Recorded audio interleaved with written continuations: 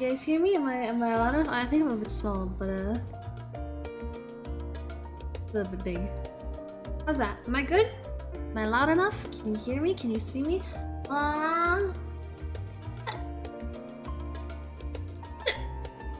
Yes, okay. Yeah, actually, I messed up because I tried playing in here, but I can't actually play in here. Oh. Echo. Hey, hello. Did you send a CC? What? Oh. You can see me? Hey, good.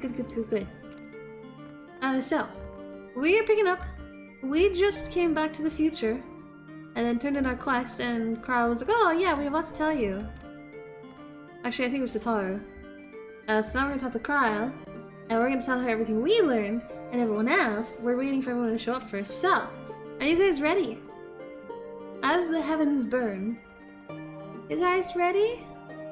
You got your popcorn, you got your milk and cookies and pizza and I don't know, whatever else you want. You guys ready? Got your water and rice? I suppose that'll do. I suppose. Then let's go! You should have milk and cookies? I have brownies, but I don't have milk. Okay. So, have you learned more of the final days? I learned everything, Cryo!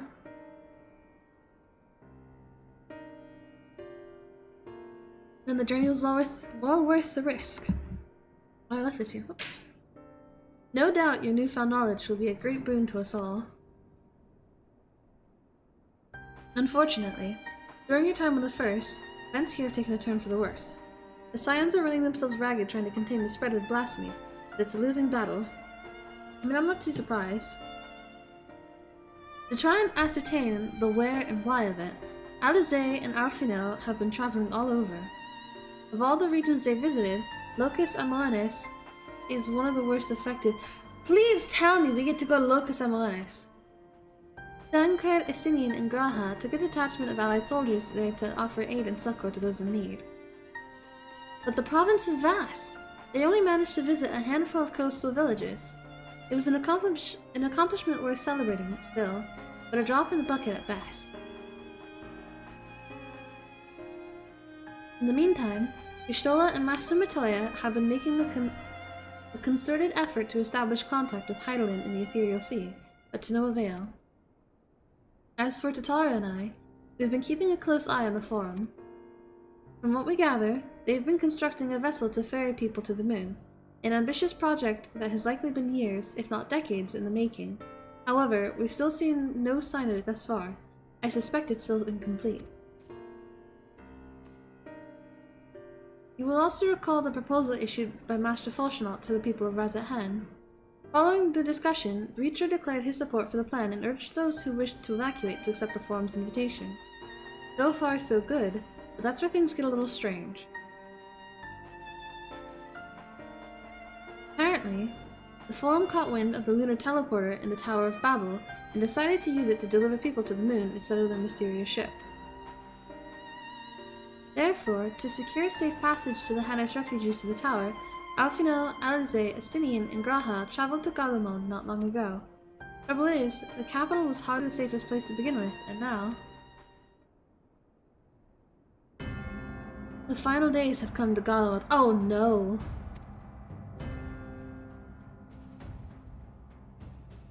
Shortly after our friends arrived, they were sent to rendezvous with Master Folshnaut. Then, panic broke out, and our communications were severed. From what fragments we were able to make out before the link shell went completely silent, we can only assume the phenomenon has spread to the capital. The others need you, Kie. Please, you must help them.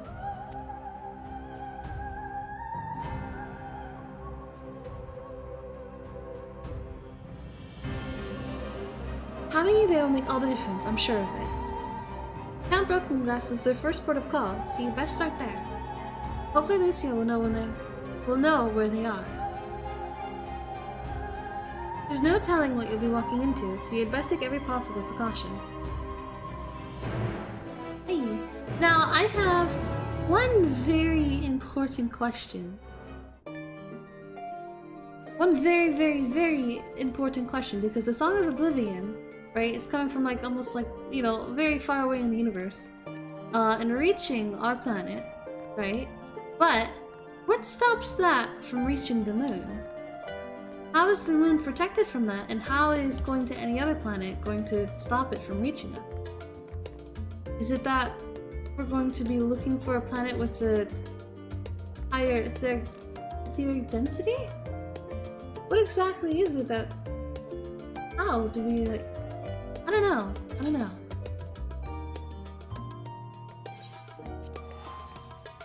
Some part of it makes me wonder, like, is that plan even going to work? Yeah? We decided to find another ether-rich planet? I see. I'm not sure if it's really like a targeted attack on us, or if it's just like a general, they're singing into the universe and then everything's going bad. Not just our planet. Ah! Well! Time for fun. Yay, and not a moment too soon. The skies over Garlemald are ablaze, but it's events on the ground that concern me. As you will have heard, your fellow Scions arrived ahead of you. We cut the customary greeting short after we received word from our troops on the Magna Glacies that the Forum's airship had landed. It was then that the heavens began to burn. I dispatched your friends at once to ensure the refugees came to no harm. I would have you join them immediately. Additional support is en route, but we will discuss them later. I trust you are ready to depart. Several clusters of play in sequence. Okay. Alright. We got this. I'm running the spoiler of an 82 zone. I know, right? Earlier on the Magna Glacies. The Glacies or Glacius? I think it might have been Glacius.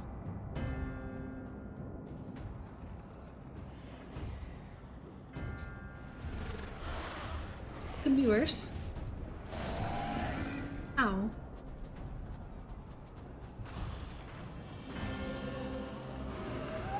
Oh.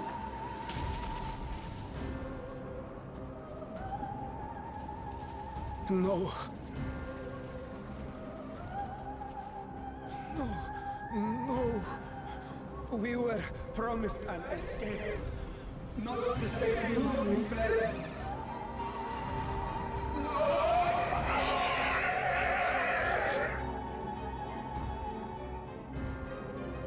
I shall not meet my final days here in this blasted waste. Calm yourselves. Your panic is our greatest enemy. I don't think no Come, one's we must listening. build a line of defense.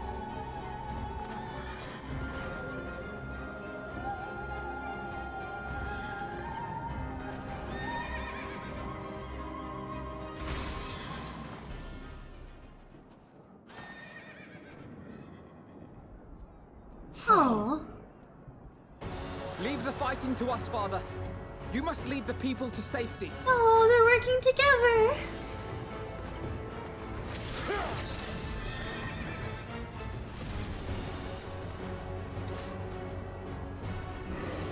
Destiny looks so cool.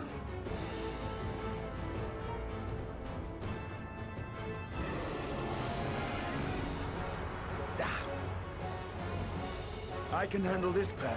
You? Shall tend to the refugees. Let us be about it. Aww.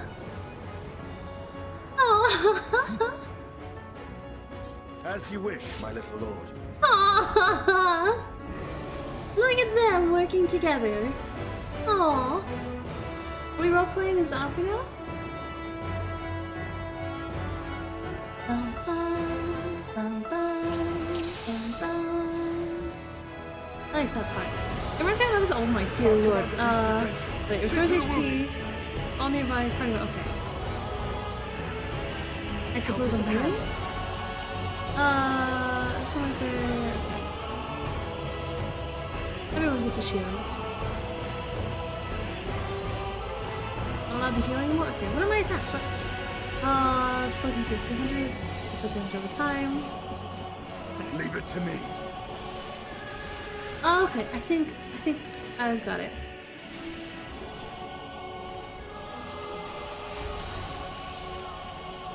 Kinda. So wait, first our HP. HP only by party members. And this is like Endwalker. And this is instant. This is for one cooldown. Alright, I got it.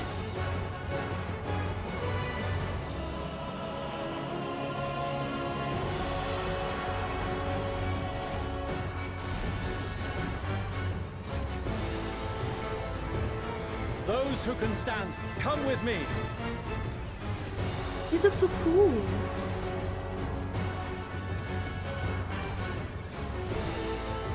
Oh wait, sorry. I was thinking that the casted one. Hold on. It's You're okay. safe now. Oh. Ah. Easy now. Deep breaths. I was trying to say I like this song. It reminds me of another song from another game. Worry not for the refugees, but for yourself.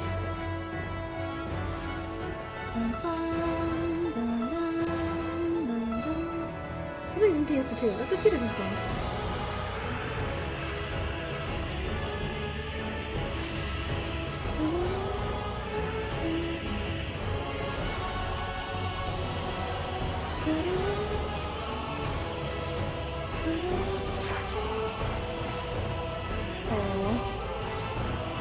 I think it's cute though, like working together with his father and also fighting together with his sibling.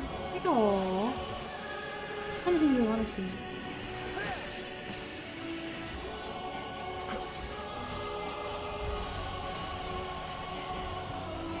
So that caused the lovely diagnosis.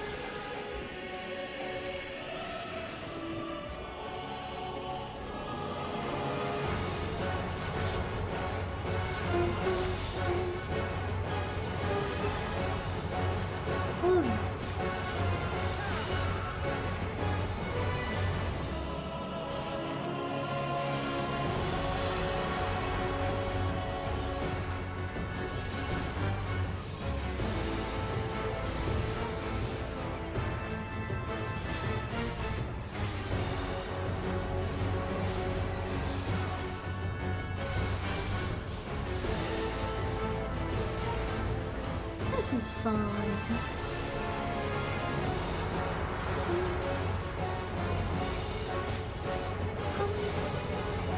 Oh, these things are getting the hang of these things. Oh.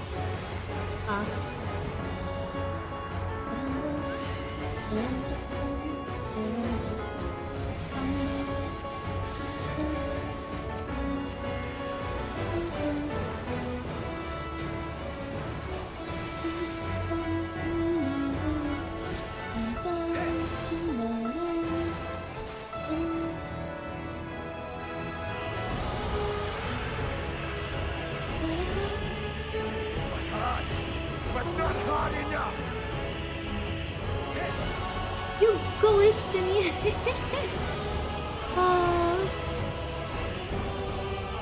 Alright, it's not too bad. Oh, shoot.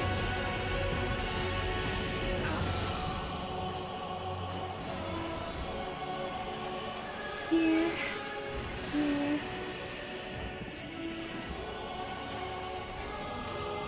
Hey.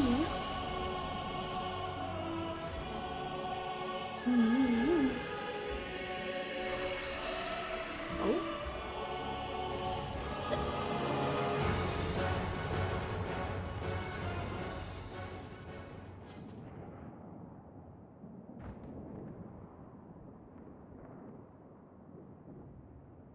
Help! Someone, please! What?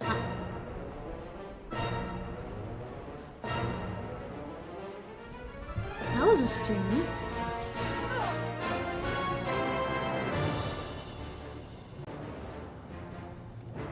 Is this the part where we jump in? No.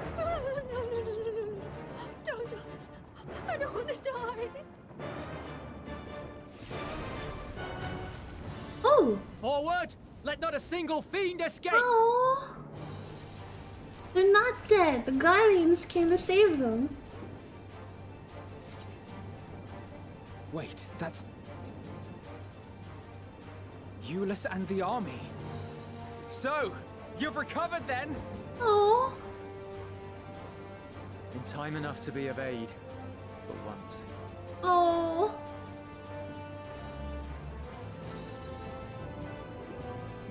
We can speak of it more later. For now, we must fight! To repay your salvation in kind, or with better! Here. For Garlemald has her pride!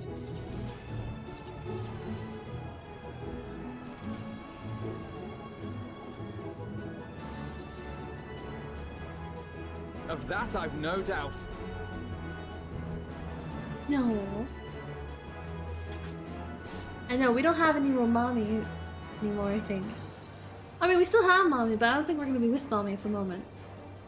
Good gods. Of all possible saviors, the Imperial Army. Oh! Oh. What's Alice and Graha? Wait, because they both like swords mages. To take all of them down at once. Think a withdrawal might be in order? Oh. Sod that. You know who would never abandon these people to their fate. You know who? Oh, is she? To be devoured by their former Oh. friends. That'd be beyond cruel. These beasts must fall here and now. Well then, I'd say it's high time we threw caution to the winds. Oh. So long as you spare me the heroic sacrifices. Now, let's go! Hey. Oh, we get to be Alice. Oh.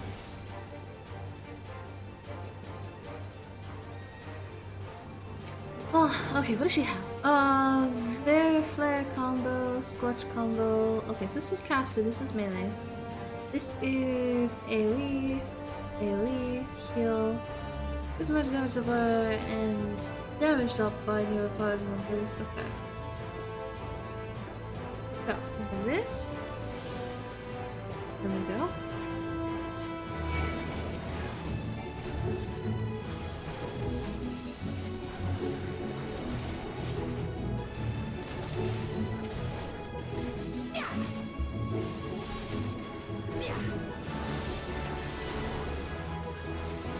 I forgot she has this like really cool like attack that's like a bunch of flowers and stuff. It's very pretty.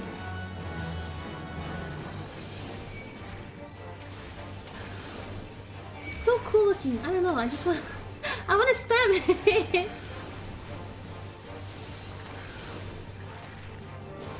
Just it's so.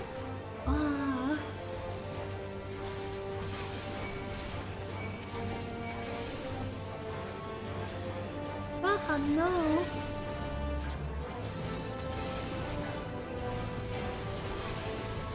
Need not suffer alone. Here, have a heal.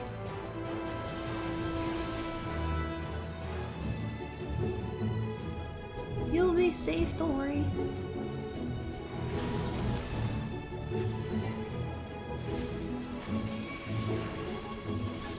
Hey.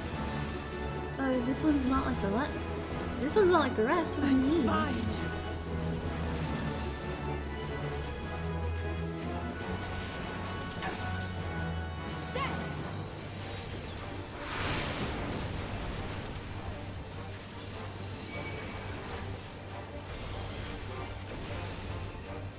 Okay. I mean, she will say she's kind of the same as just like the regular dead mage, though.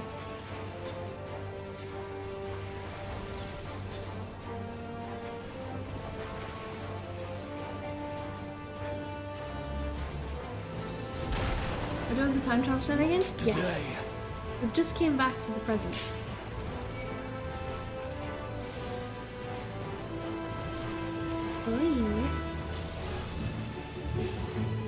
Back in the present, and we're trying to save people. We're actually playing as NPCs right now. Playing as Alize, and we have Graha right there.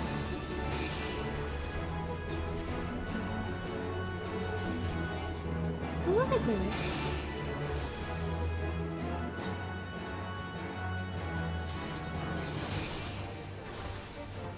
Okay.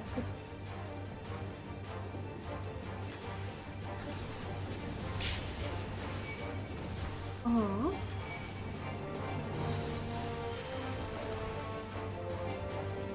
How's our chance in what way? Oh. I'm not done yet. Hey.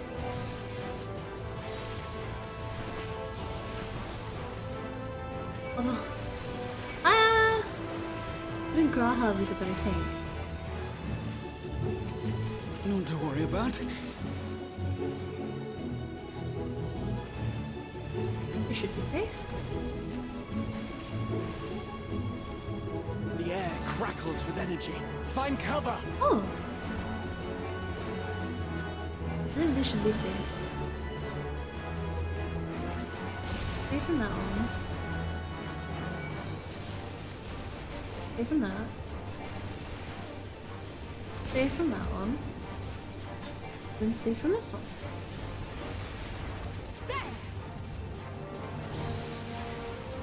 Hey. As they say, turnabout's fair play. Did they fix things in the past? Well, we weren't trying to change the past. We were just trying to learn how to save the future through the past. And we did. We did learn. Hey, we did it. Hey.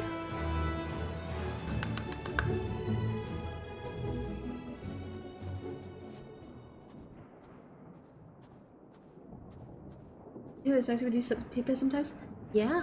There's not the barest trace of ether. Maybe there really is no way to bring them back. It's nice looking them, right? Hey. Thank you for saving our lives once again.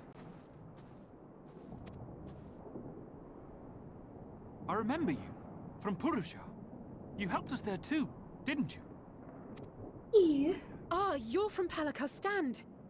I'm glad you're still in one piece.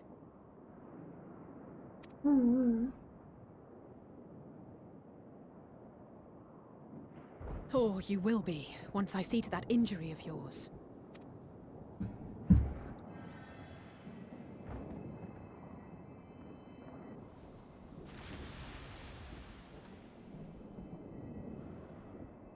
Look out!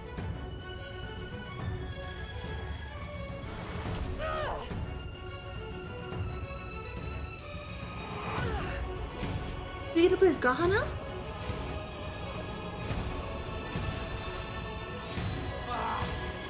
Look at Graha, he's so cool. Get out of here! Quickly! Oh.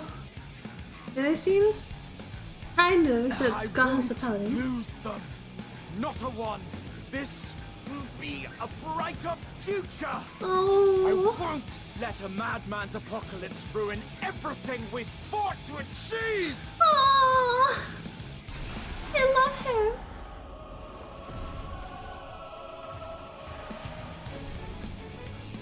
I love him so much. Get it together, Alize. You're embarrassing yourself. And in front of father, no less. Oh, she's too hard on herself. You might never measure up to our champion.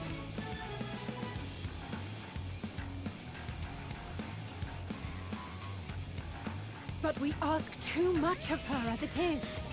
You mustn't let our sword in the darkness fight alone. Oh.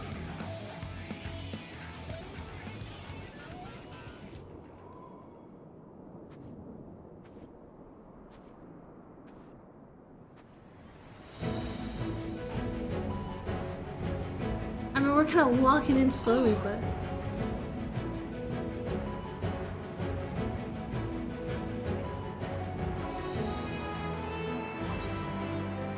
Wait, I'm back. You've done well in my absence. This is precisely why you should never skip your squad regiment.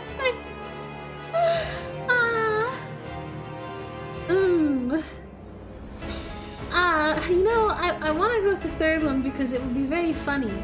But I know, I'm pretty sure all of you have done that one so far. But I think you guys would share that with me. I want to tell her, you've done well in my absence. I want to encourage her. You've done well in my absence. I can look after myself, you know. Aww. She said the thing. Wait, what did she say with the other one then? Everything's in order? I trust? Yes, I love you completely. Look at that smile. How serious he is too. I've had enough of this rabble. Come on! Eee.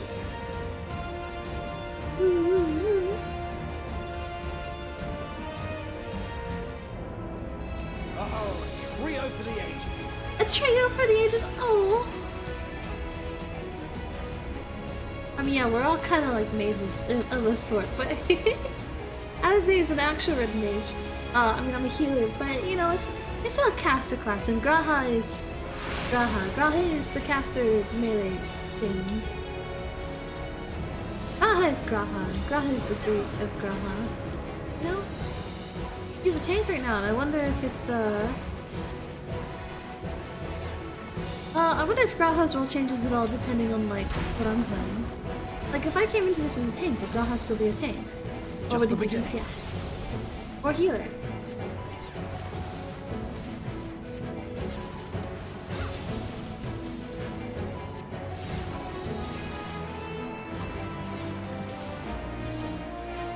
So I'm there? Yeah. Oh, right here. Graha! Hey! Another thing. I had a feeling I'd find you here. Oh yeah, that would have been here. Hey! This should be the last of the worst troublemakers. With me! We're fighting together with everyone. Oh.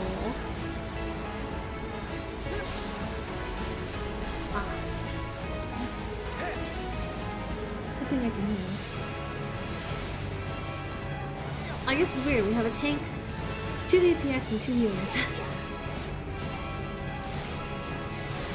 I guess they're a full party. You know, we're just kind of like the bonus.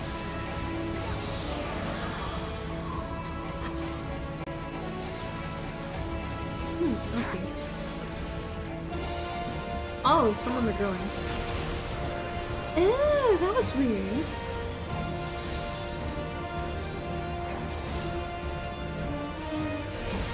feet. I got it. Nice and easy.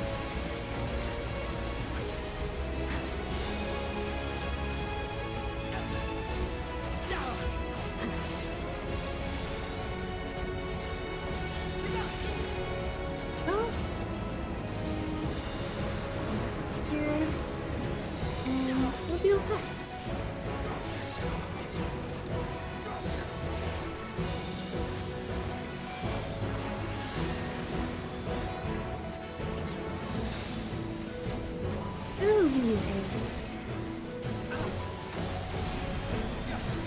Gotta help keep him Leave the moving. healing to me. I know Alison was like, oh yeah, leave the healing to me, but.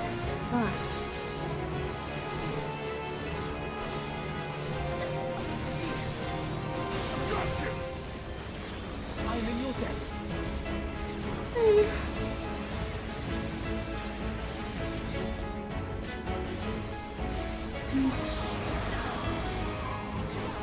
Oh jeez.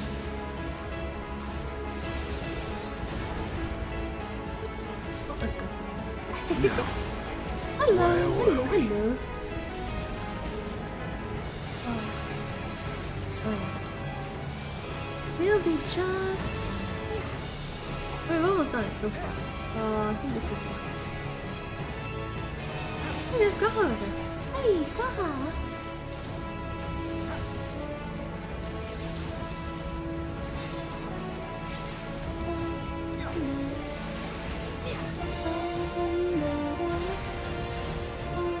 Hey! We did it.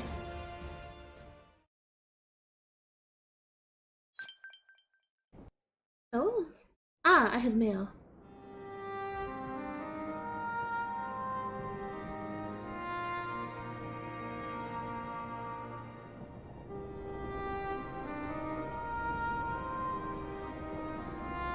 Oh.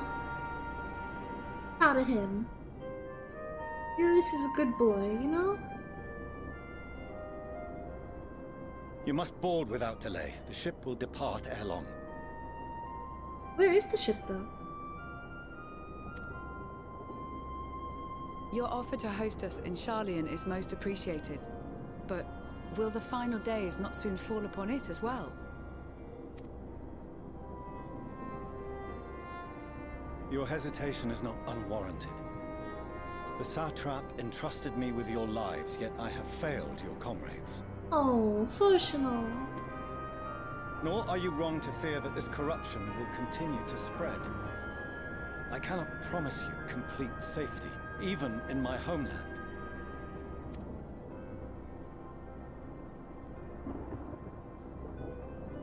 What I can promise is that I will do all in my power to protect you. Aww.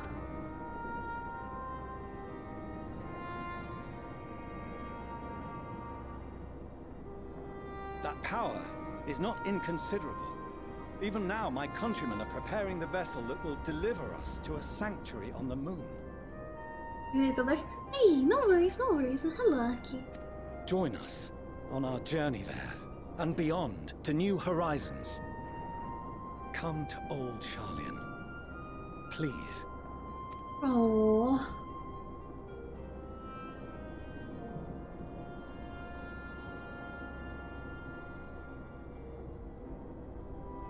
We would be fools to refuse such a generous offer made in earnest. Even though the stream's just like, no worries, no worries. Not a bad thing. Hey.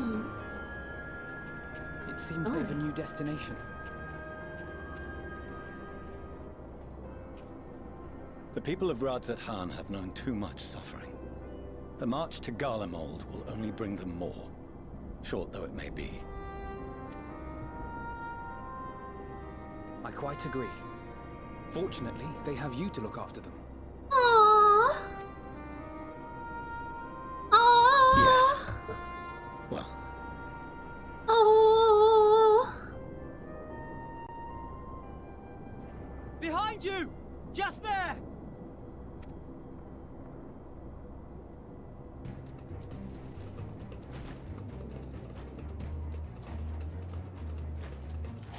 Another one?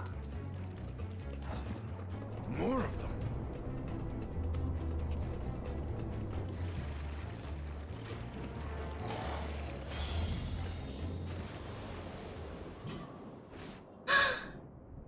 It's Xenos! Is he our friend? Is he an ally? Xenos! Here!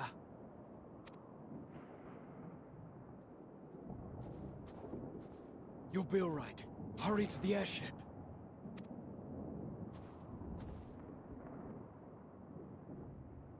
Oh.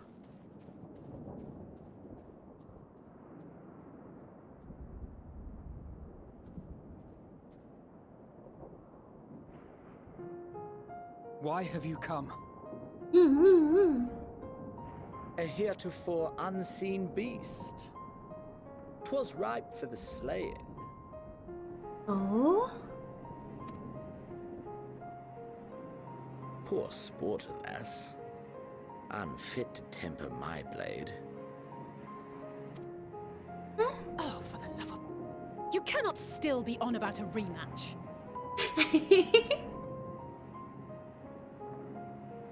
That is and has ever been my sole concern.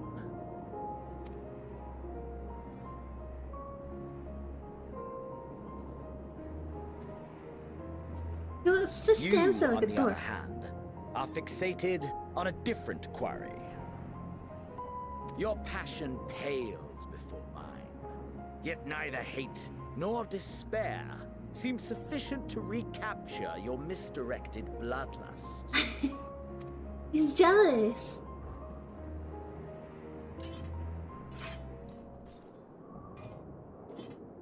I love whatever song this is. I hone my blade, and I wait. I want to know what this song is that's playing right here, because it's such a good song.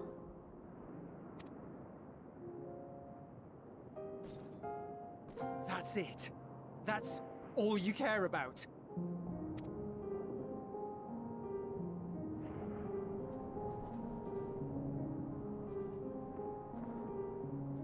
Garlemald is in ruins. Our homeland, the nation you rule, is as good as gone. Along with so many of its people. Not just soldiers like us. Not only those who fought and killed for power and duty. Innocent civilians.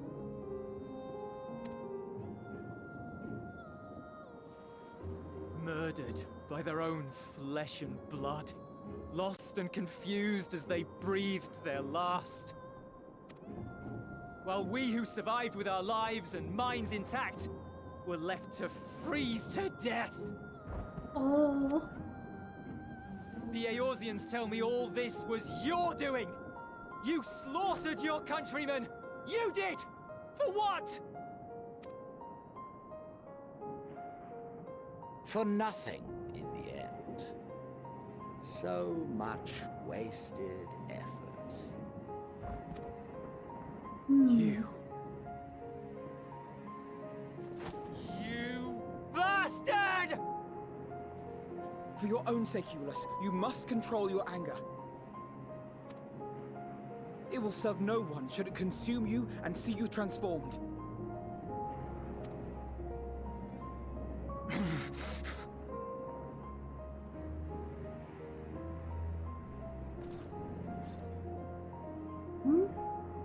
How is Xenos going to respond? Just doesn't Would care. you be happier had I a good reason? Fair point, I suppose. What? If my motives met with your approval, would you no longer resent the outcome? Ah, you know, I enjoy that he's asking these If questions. so, then perhaps a beast's skin would suit you better. Duty, honor, morality. All constructs of convenience when put to proof. Surely the war taught you how easily power becomes the tool of the self-righteous.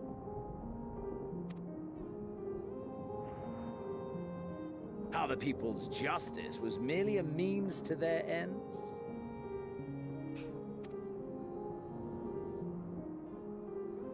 Yet you would ask me why. Ask any creature of this star and those above for answers, and they will tell you what suits their fancy. And they would be right to do so. What meaning there is to be found in the petty vicissitudes of your existence must be gleaned by you, and you alone. You know,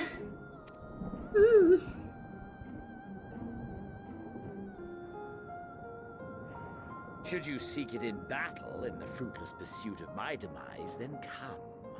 Assume your rightful place as a notch on my blade.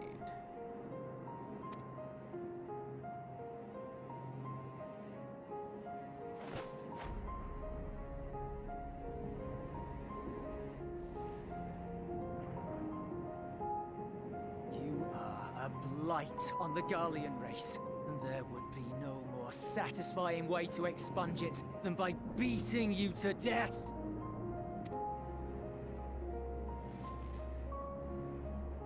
But I will not be party to another tragedy. I refuse to lose anyone else because of you. oh, Euless, he's such a good boy. So go. Go! And may we never suffer your madness again!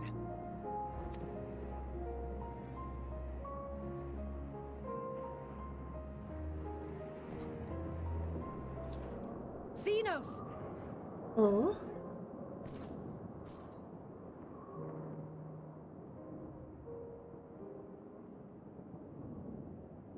Perhaps you found meaning in living this way. I cannot deny you found strength. Yet if you only pursue your hedonistic pleasures and pay no heed to the plight of others, then no one will give you the time of day. You will never get what you want, not even the battle you pine for so dearly. ooh. You'll be alone for an eternity, and you'll deserve every agonizing second of it.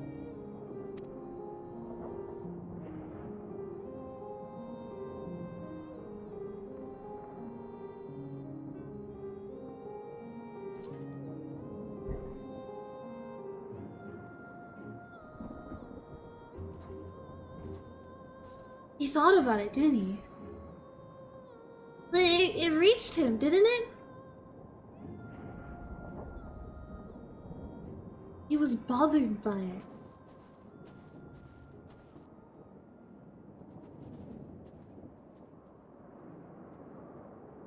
We're ready to depart.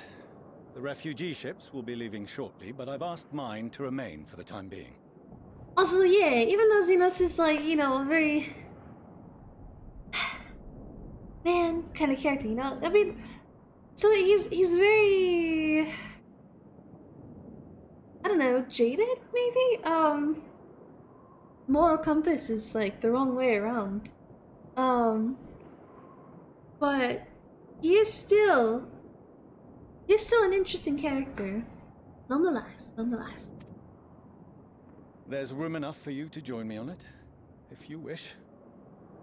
Astronaut's gone from like angry adult at like the start to like he's like, oh well, you know, it's not like I love you or anything, but like in like a fatherly way, you know? It's not like I want you to call me daddy or anything. Oh, baka. You know? He almost seems kind of shy like this. Yeah, Xenos is strong and he has a very strong conviction and all that. But it's just not for the right things.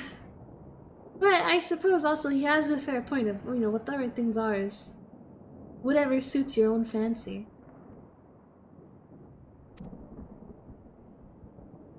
Yeah, I called him a tsundere. Do contain your surprise.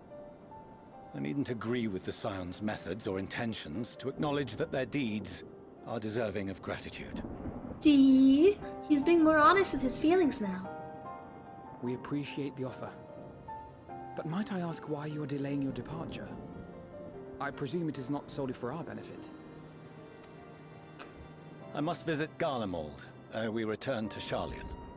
Having caused such an uproar, it is only meet that I explain myself to the Ilsabard contingent.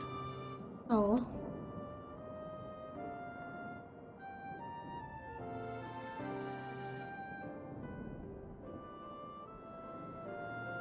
Allow us to accompany you then.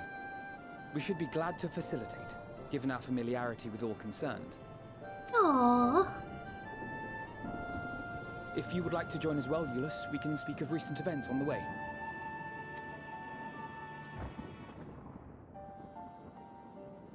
I feel like we've adopted Euless, you know? I mean, he's still like his own, like, you know, part of the Guardians and all that, but we've adopted him as a friend. He'll be after your seat on the forum next.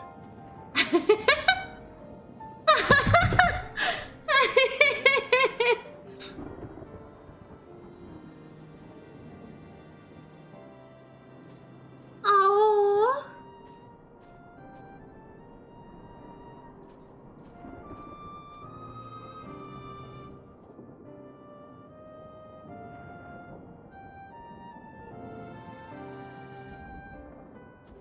Oh, come on, not even a little smile. Oh, look at them. They're like a happy family, right? They're like a slightly dysfunctional but happy family. I don't know, they're complicated. Wait, what is this? Oh, I thought this was like... Hold on, I saw this a moment ago and I was like, what is this orange and blue carbuncle? But it's just like two people's carbuncles on top of each other. I was fooled! I thought we had a two-tone carbuncle. Ah. Though there'll be time later to discuss your journey on to the first, there's one thing I must ask. Did you perchance speak with our friends in the Crystarium? Hey, they're all doing well. Lena and Beck Luck both warned me against overexerting myself. I want to get the camera in a good position, but it doesn't move that much. Strange that they would express such similar sentiments. Identical, in fact. But their advice is duly noted. Aww. They are making carbuncles? Well, Kie, I hope you and everyone in chat's going well. Hey, things are going well, things are going well. No worries, no worries. Wait, we're getting a little bit of fangirling in today. I think that one actually really cute. Yeah, that's what I was thinking. We couldn't save them all, but if we'd arrived early any later, it would have been a massacre. Things were looking bleak until you and the first turned up. Euless? It's been a while since we last spoke. For some time, I was not myself. Lucy and the others told me what happened that night, and about the events that took place while I was receiving treatment. It was only then that I realized the lengths you and yours go to. I know I might never be able to repay you, but I'll be damned if I don't try. And most of all, I want to thank you, all of you, for everything you've done and continue to do for the sake of my people. Aww! He's finally come over. That the final day should manifest here too, after everything these people have suffered, is a fate cruel beyond words. Nevertheless, with allies old and new at our side, there is yet reason to be hopeful. Emotional? This is the contingent space of operations, I take it. Yeah, that's all he has to say. People using the spoiler outfit in the low-level zone, can't believe them! At the very least, I am glad our members are accounted for. Yeah.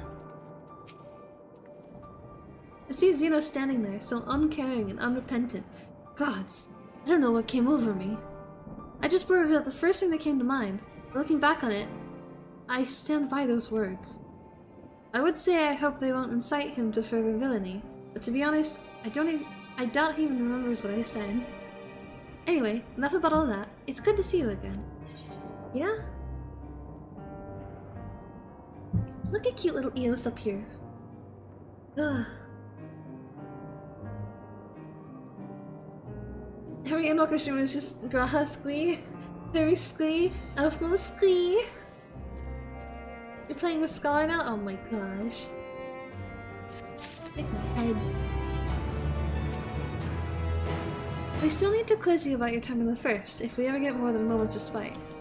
Yeah, you guys need to hear this.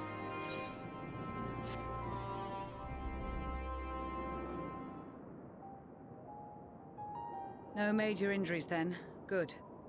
Yeah. I briefed the recovered soldiers and sent them on their way as quickly as I could, but nevertheless feared they would not make it in time. Mm.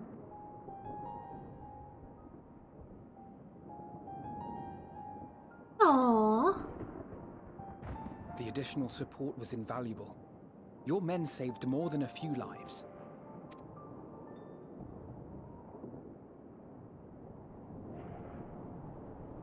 Though not all, I regret to say. Oh.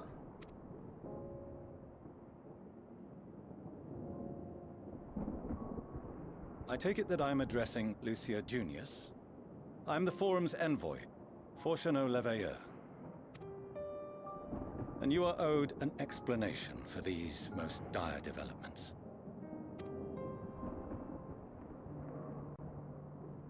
Ooh.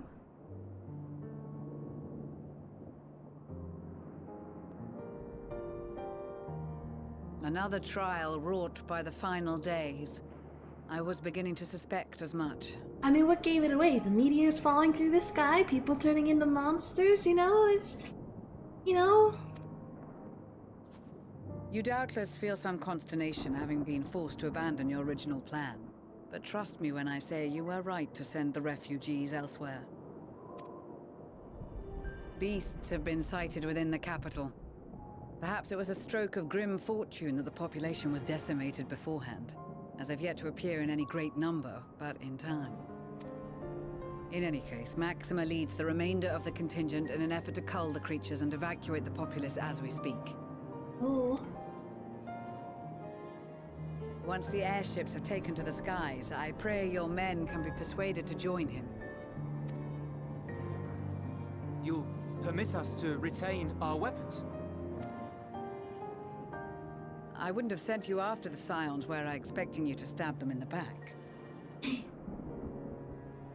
And I, for one, would not consider past transgressions more relevant than future contributions. No, look at the little outfit though. He's short though. Regardless of the circumstances that saw us at odds before, we need men of courage now, more than ever. Mm-hmm.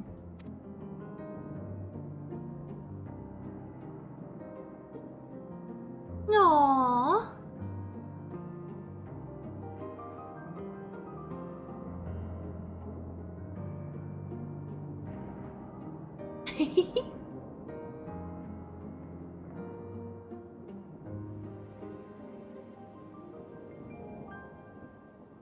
We swore to defend Garlemald, and so we shall. Oh. Ah. It seems you have everything under control. You will excuse me then, for mine own duties await. Hey. Hey, the outfit's actually quite nice. Master Forchano. Oh wait, you're gonna call him father? I'm still going strong in this game? Hey, of course! You did desire to express your appreciation for services rendered, did you not? Wanted to be your little brother? He is our little brother! He is practically our little brother. I did. Though if you intend to again ask that Charlian alter its course, you will find my gratitude insufficient. Your face. 'Tis nothing so onerous. I wish to hear the details of this grand endeavor of yours. Oh, he's softening up. Do you swear to listen and to learn, and not to embark upon some scheme to impede us? Aww.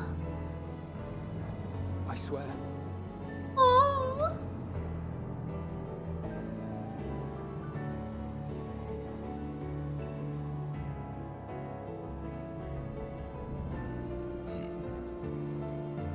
Any other I would doubt, but you I trust to keep your word.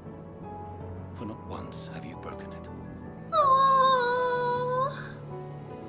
Exactly, he really is just a tsundere. He's just like, Very well. oh. I will request that the Forum make you privy to our plans. You may await our summons at the Baldessian Annex, assuming the decision is in your favor. Does that suffice? Aww. It does. You have my thanks. Excellent. You can regale us with tales of your most recent sojourn to the First while we wait. Yeah, we have a lot to tell them. They have no idea. I love him. Did you hear something just now? I'm sorry. It definitely wasn't me. It definitely wasn't me. I don't know what you're talking about. I wasn't the cute one, it was him. Hello for it. What?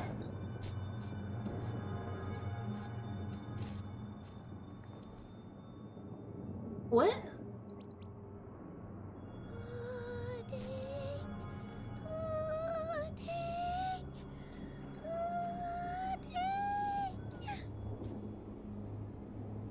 What?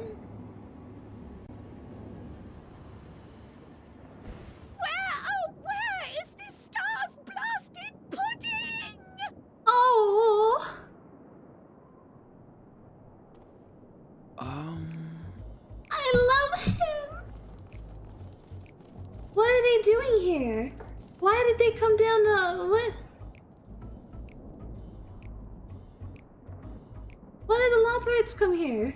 Dawn may banish even the darkest night. Oriange just come in with his this little bitter army. climb bring warmth and comfort.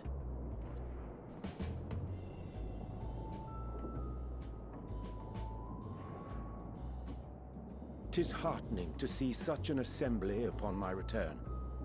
I thought often of you whilst I looked down upon our star's brilliance from the moon above. Oh, Oriange just showed up with his army of like Loperites, but it's more like he showed up with like a bunch of puppies, you know? Like Oriange is like a dog walker, and he has like all like the puppies following him in a line, you know? That's what Oriange is like. He's like I don't know, he has an army of like guinea pigs that follow him around, you know? It's like he has an army, but it's the least menacing thing you'll ever see. Yes, but what are you doing here? And dressed like that? Aren't you cold? Verily, I fear for my health should I proceed to expound upon our purpose ere I procure more suitable guards. Oh my god, yeah, I was thinking that he was saying, yeah, you know, I'm freezing cold, but I'm keeping myself warm. Then allow me to summarize. We're here because none of you lot are up there. Nor has anyone deigned to send word about any changes in the plans. It's rude, is what it is. At least that's what I thought at first, but then folks got to wondering if you weren't in a spot of bother, so we decided to take matters into our own hands. Come down here and help, if our help be needed. Aww. I love living away. So she says, but it's also something of a convenient excuse to visit Etheris. Oriange made it sound absolutely marvelous. More so before the impending doom, but still. I love them. And it's not like there will ever be a better time. What with the aforementioned doom? I love Oh, them. as they say, yet not an ounce of pudding to be found. I must suffer Oriange's inferior works no more. Oh my god. Hey! Maybe consider the plight of present company before you go blathering on about pudding and doom? Oriange, harbinger of hairs. Exactly. I know, Alice is like wearing shorts and stuff, and you know, she's like, aren't you cold? Ahem. As I was saying, should you require any assistance with whatever, we are at your disposal. I love living away. I want to give her a big old cuddle. We were born from Heidelin's love for the lives of this star, so naturally we would much prefer to see them continue. Twiddling our thumbs up on the moon is hardly conducive to that, though, is it? I want to boop her nose. Aye, not when you've all got such precious thoughts and feelings. and hopes for the future deserving of more active preservation. Speaking to Urianger made us realize that while we've carried out our duties to the letter, we've failed to fulfill them in spirit. From there, it was just a hop, skip, and a jump towards resolving to do better. So please, show us how. Help us help you. No. The boots make up for it though? Wait. Boots make up for them or for him? Or oh, for her. Yeah, they do make up for it. They do.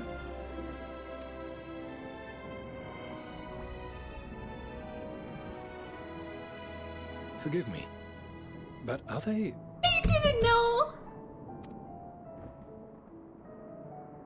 Thy distant collaborators, indeed. Hail, fellow. Well met. You'd be a member of the Forum, would you? It's an honor and a pleasure to meet you at last. I'm Livingway, Hydelin's right paw. That last bit is very important. As am I, if I may humbly say so myself. I love her. I, bid you welcome to our star, Livingway. On behalf of the Forum, I thank you for traveling such a distance to meet us. As you have surmised, preparations for the Exodus have not proceeded as smoothly as we had hoped. I should be happy to personally escort you to our headquarters in Sharlayan, where you may advise us as you deem fit. Aww. 'Twas with reluctance that I set aside the great work of readying the moon for habitation. Be assured that I did so only after the Loporrits made plain their earnest desire to come hither, and I myself felt a growing certainty that their contributions here would prove invaluable. Aww. I want to come visit. 'Tis trite, perhaps, but I followed my heart. Aww. It's okay, Urianger. You're allowed to follow your heart when you want to. Good to have you back, or may thy disciples banish this darkest of nights. Yes! May thy disciples banish this darkest of nights.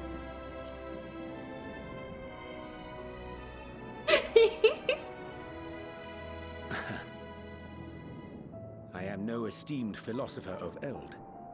Nevertheless, 'tis my hope that what little knowledge I shared shall serve them well, and perchance help save us all. Aww, Urianger, you good boy. Aww.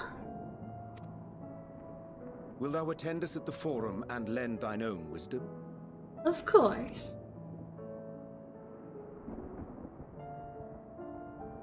If that's all quite settled, can we start moving before Urianger catches his death?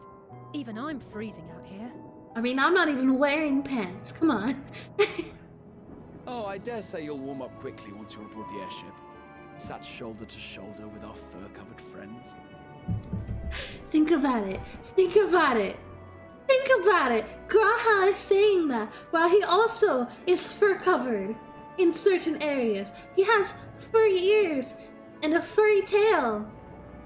Think about what it implies when he's saying that. I want to sit cuddled up next to him with his tail. You know? And alright, have a good day at work. Have a good day at work. I know, putting Way in the background is hilarious.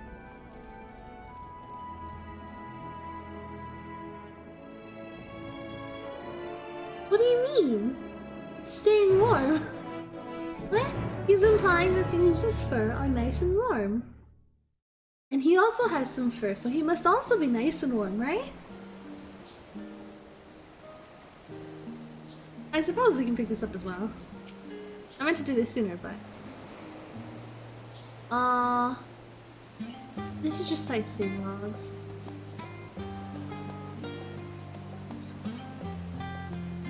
It'll be real quick. It's not really any like important part of the story, so I'm just gonna like not read this. Which is the aunt of person?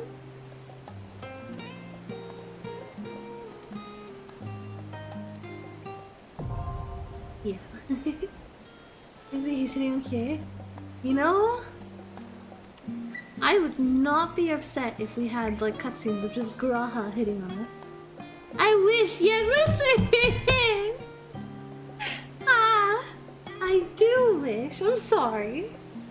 I dare say Master Falchinaut was as nonplussed as we to learn the identity of Hydaelyn's lunar custodians. As he will soon discover, they have much and more to offer the Forum. Might I suggest we return to the Annex forthwith? We may yet have time to discuss the recent adventures ere we are summoned to the rostra. Hey! Y'all need to, like, find out what happened. 'Cause I got big news. Big news, and nobody knows.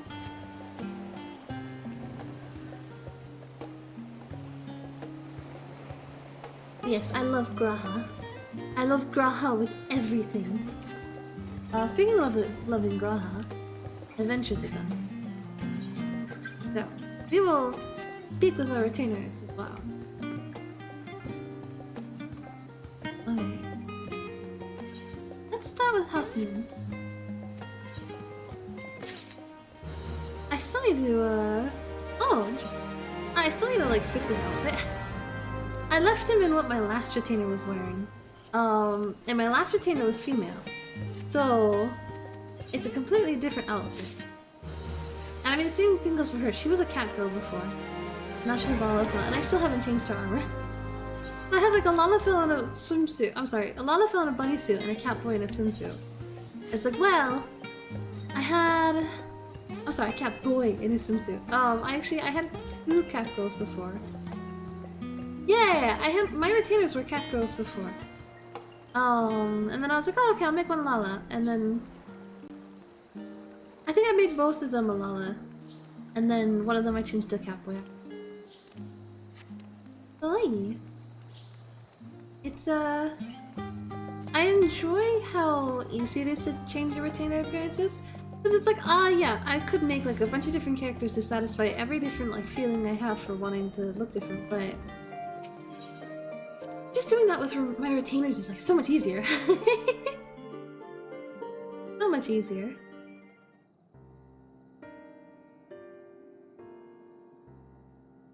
The shape we stand in is weird. The teardrop shape.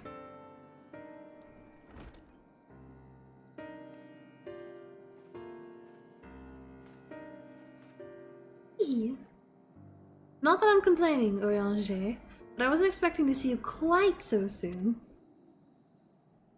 Nor I thee. In extolling the virtues of Aetherius, I did inadvertently awaken the Loporrit's a desire to avert our beloved star's demise. Gaia tells us you have obtained new knowledge that may aid us in our ongoing efforts. I have news to share regarding the study of the Ethereal Sea, but your findings are certain to be of greater interest. So I would rather hear them first. What revelations did Hydaelyn's Elpis flower lead? A lot.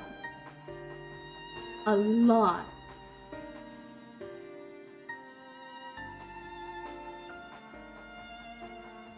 A lot.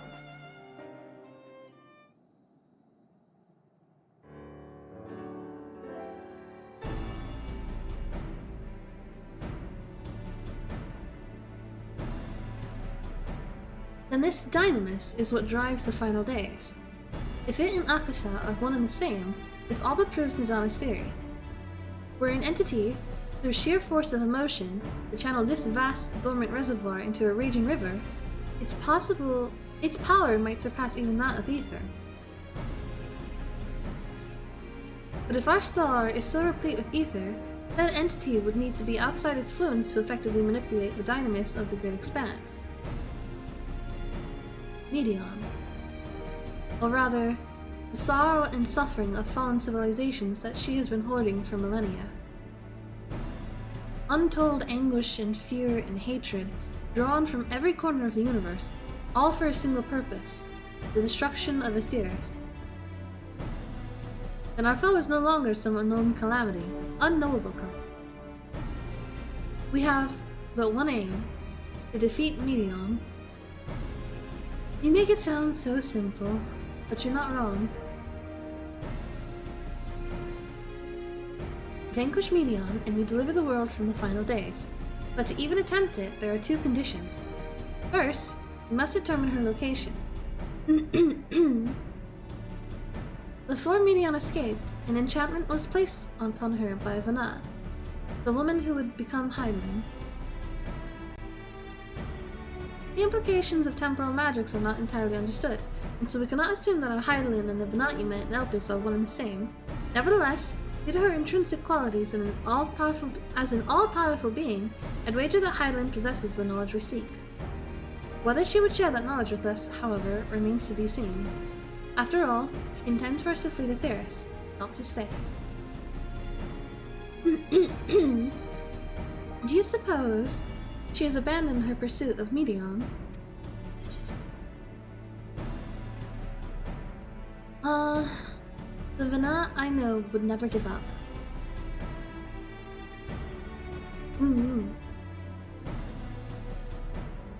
That's my impression too.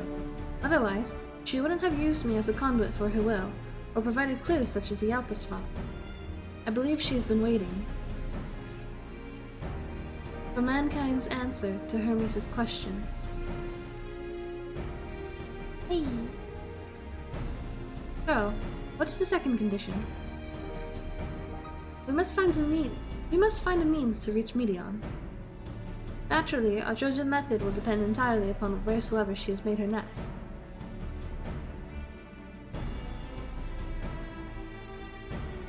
Then communing with Hydaelyn must by necessity come first. Did you and Master Matoya have any luck with your investigation into the Ethereal Sea? Sadly, no. Though we enlisted the help of Arnvald and other Echo-blessed allies, we couldn't detect so much as a whisper from Hydaelyn, even from within the antitower. Master Matoya is of the opinion that in the years since abandoning it, the Forum has found some other method of receiving instructions from Hydaelyn. If so, it would most likely be some form of apparatus for observing the Ethereal Sea, built closer to home.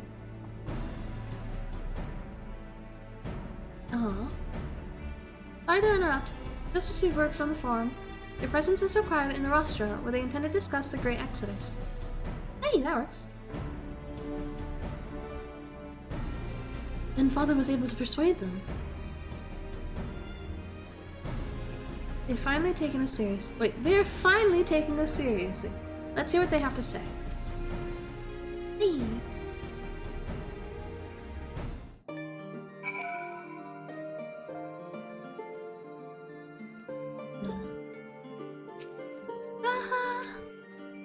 To think the Crystal Tower of the First is capable of such feats as sending one's soul into the distant past. I mean, we should have known. The events he witnessed and helped shape may yet hold the key to forestalling the final days. I'm reminded of dear friends in the future I had made, whose selfless efforts saw the eighth umbral calamity averted. In this timeline, at least.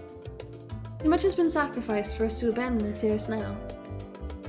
Hey. Alright. Let's see where this goes, right? Should be good, shouldn't it?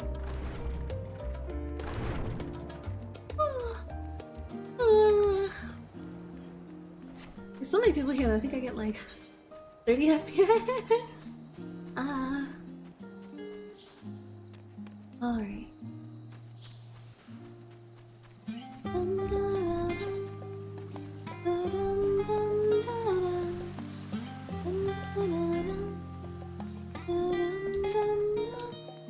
There's Albert! I wonder how many people would be able to flee safely. To safety. The Ark can only hold so many, but how will they decide who boards and who remains? Surely they have some criteria in them. Hopefully it's just taking turns, right? Hopefully? I suppose we'll see.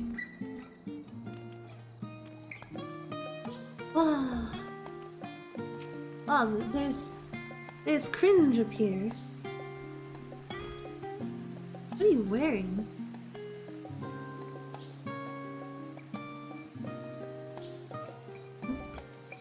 Right.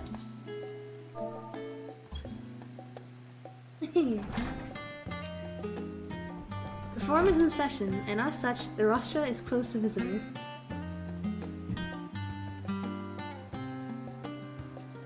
Thank you for your hydrate. A sign of the seventh dawn. Very well, you may wait in the corridor. Of course, entry will only be permitted on the condition you leave your armaments at the door. Lest you forget, the sacred institution holds rational discourse in the highest. The implements of war are expressly forbidden. Ha! Ha! You can't overhydrate me anymore!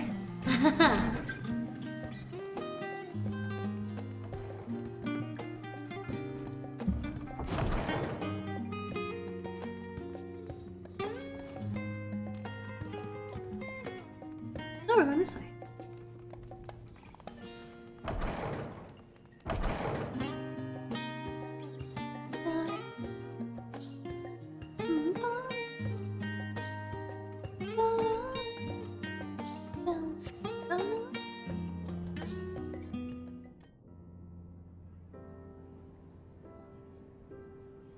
Wow.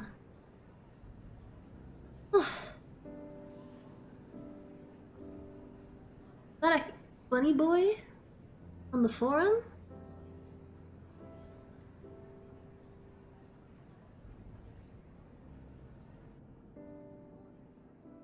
Oh. There is a matter I wish to raise with you before we enter. Uh-huh. We are here to listen and to learn. But if the forum's plans are more or less what I expect, then I should like to make a proposal that will serve our ends. By your leave, of course. I will hydrate, thank you.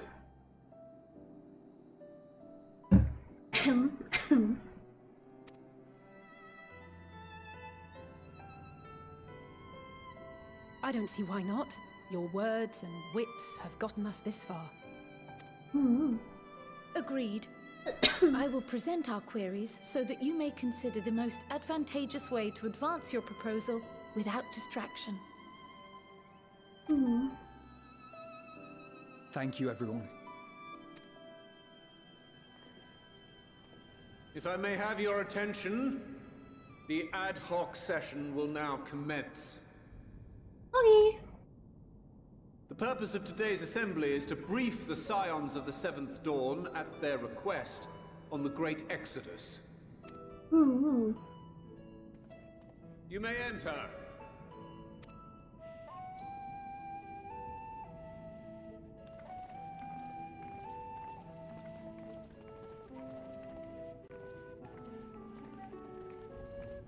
Look at him go. First forming of any? But we were here before with him. This is the second time.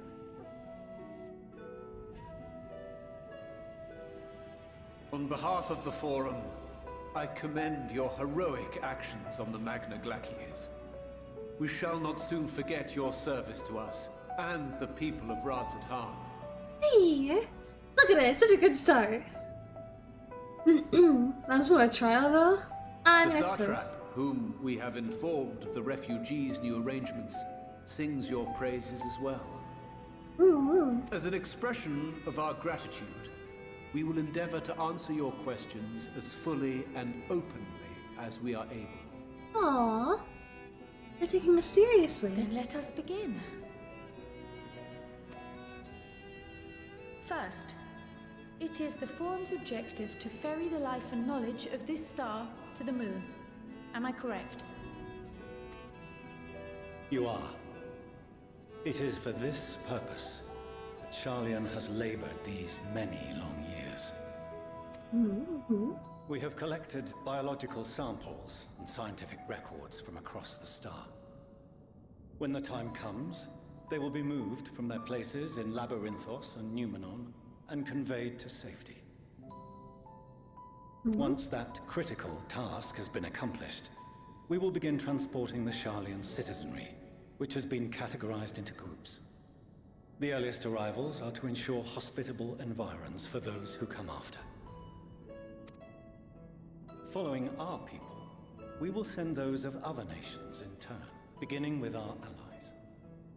Radzat-Han was foremost among these, but since the final days have already come to Thavnair, we saw fit to include the refugees with earlier groupings.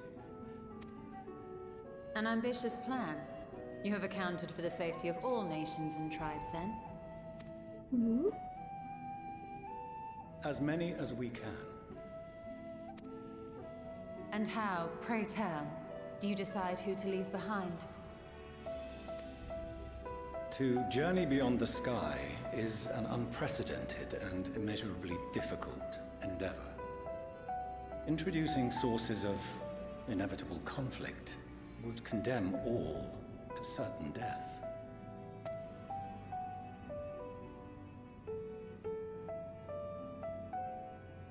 Questions as to the validity of that approach aside. Hello, hello. Also, I mean, they're not wrong, but... Are your plans proceeding apace? We're under the impression that your primary means of celestial transportation is incomplete.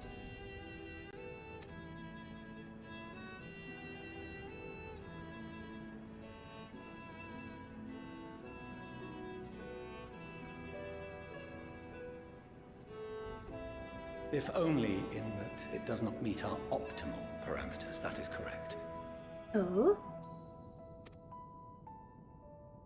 This Ark, as some have taken to calling it, is fully operational and could be launched even today.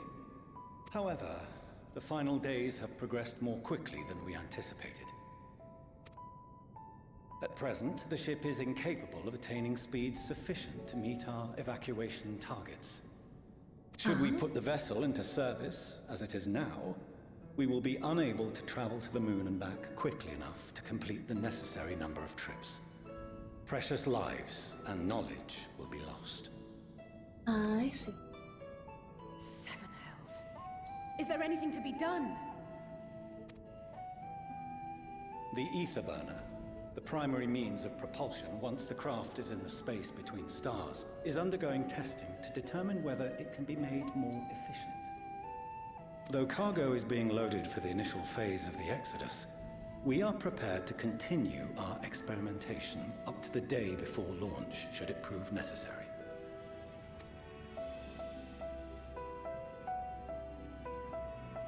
What if the Scions were to solve your problem?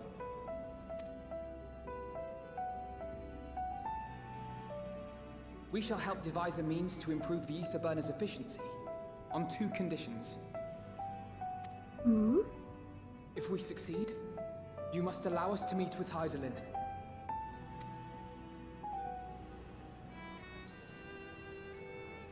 'Twas simple enough to deduce. You have a Concord, and so you would never have abandoned the anti-tower had you no other means of communication. One far more convenient, I suspect.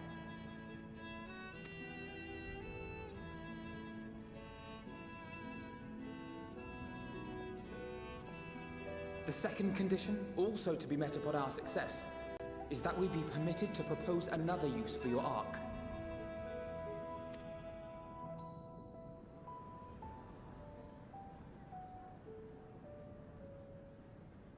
We would be at liberty to refuse this proposal. Of course. If we cannot prove its merit to the 99 here, who are we to stake on it the lives of all peoples of this star? Aww.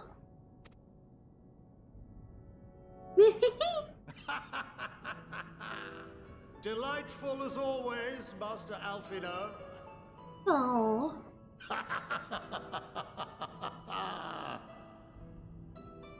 Oh, we couldn't have asked for a finer plan. Allow us to solve this complex engineering problem of which we were entirely unaware until moments ago. What could possibly go wrong? The satire writes itself.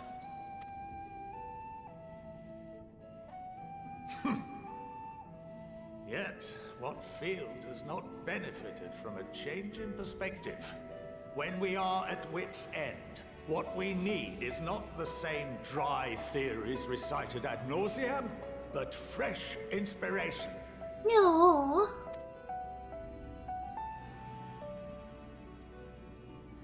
I, for one, have faith in my erstwhile students to provide it, and I find their terms to be perfectly acceptable.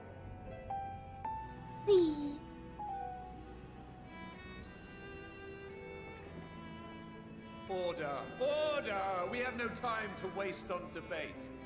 I call a vote. All in favor of agreeing to the Scion's terms? Are they gonna do it?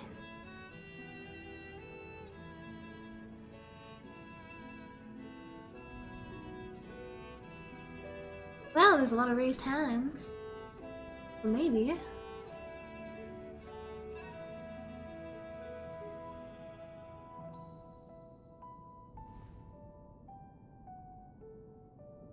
"71 in favor, 28 against. The ayes have it. Hey.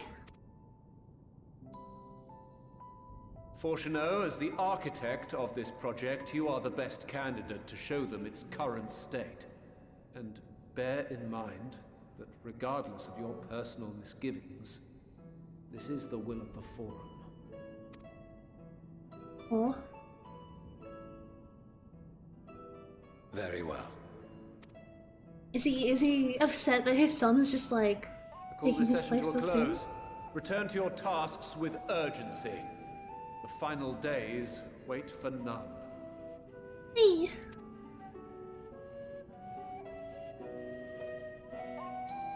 Well, why would you not vote for the terms of the just, hey, if we can help you out, can we listen to other stuff? Yeah. Yeah. And part of it is just like, well, they don't want to lose to the other idea either. Where's Graha? Graha! The further we pursue the mysteries of the universe, the more I struggle to comprehend the fortuitous nature of time itself. We measure and quantify it based on observations of celestial bodies, such as the sun and the moon. But from your account, it is unclear whether the ancients viewed time in a similar manner. I mention this because, while Vana knew the final days would reoccur at a defined point in the future, she presumably had no way of knowing exactly when. Even so, the completion of the Forum's preparations to escape to the moon, aligning so closely with the advent of the final days, is surely no coincidence. I just like... I can... It worked! Okay. Sorry about not letting the rest of you know my plan. I was admittedly thinking on my feet for the most part.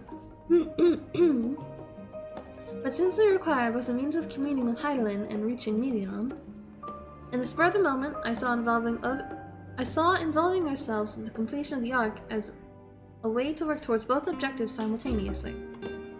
However, we must first keep our end of the bargain by solving the problem with the Aetherburner. I'd like to think it's not a challenge beyond our combined expertise, or at least the expertise of our extended circle of associates. It might behoove us to learn how the Aetherburner actually works before we attempt to improve it, though. Hey! Come, Fortuneau. Falling on the ground. As instructed, I shall take you to see the Aetherburner. Meet me outside the Archaeon. I trust you can make your way down your own way down there. Your own way there. So the Ark is being built in Labyrinthos. Hardly surprising. Where else could they conceal such a massive undertaking? Oh, that's what they're doing down there. It all makes sense. Oh, there's a thing here. Let's collect the vista.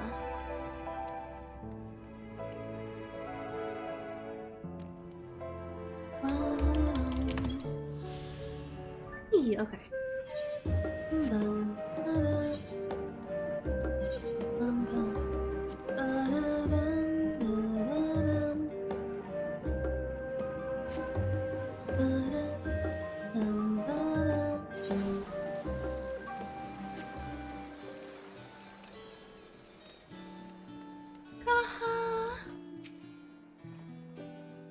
It has been many moons since I last visited Labyrinthos. As vast as the archives were back then, they've only continued to grow in the days since. Aww. Our destination lies in the lower levels. The Forum, in its wisdom, has granted you access to the Archaeon's lift. Step aside and have Ophiline take you to the medial circuit. Okay.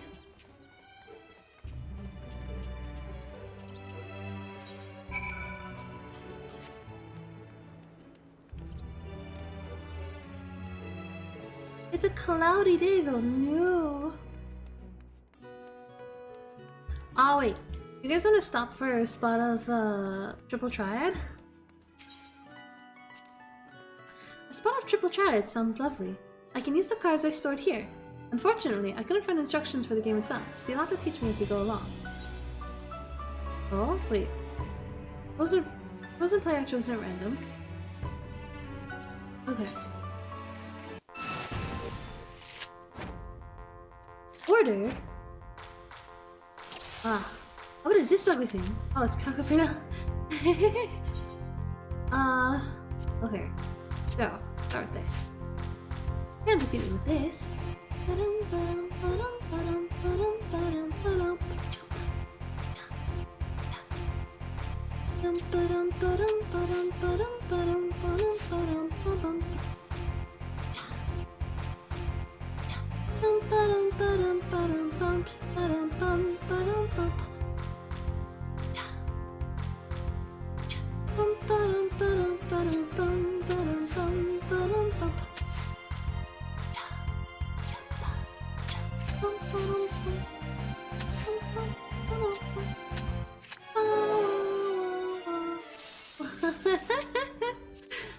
Alright, yeah, there's a card we can get from this person, so we'll play until we get it.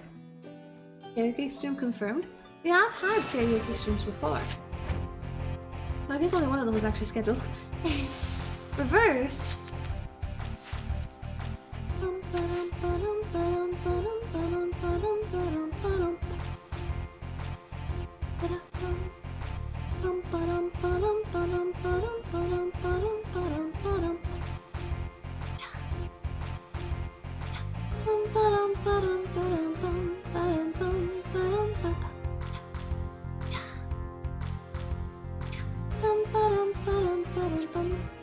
I love this one.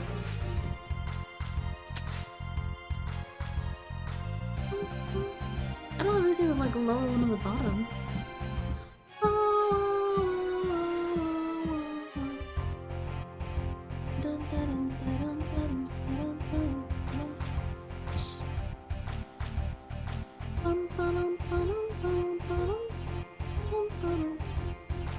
I kind of want to defend this one though.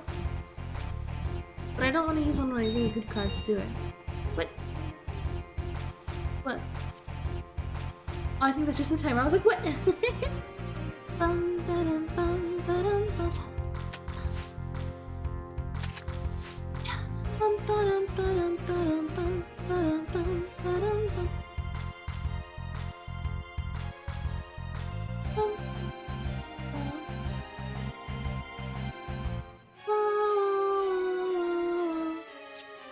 I think, well...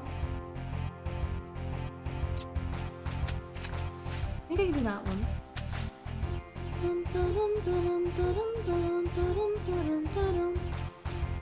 So I have the choice of either placing one here or placing one here. I think these ones are best defended on their own, so nothing I can do about this one. I'll just keep it there. Hey! Just accepted the Endwalker quest and logged off, saving the finale for tomorrow, and now to watch stream until you pass out. Hey! I thought you had already fallen asleep, honestly. Is this my small deck? No, this is my primal deck. Well... I suppose it's not too bad. Kind of.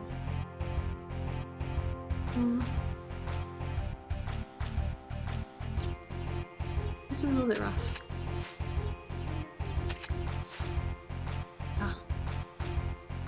But I'm being lost.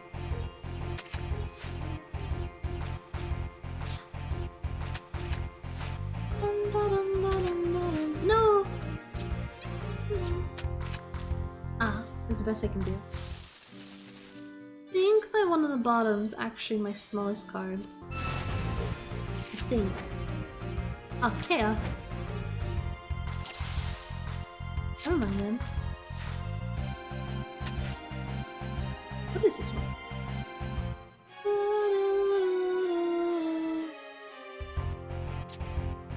Well, it's not like like this makes much of a difference. It's supposed to go this way though, so this has a high number.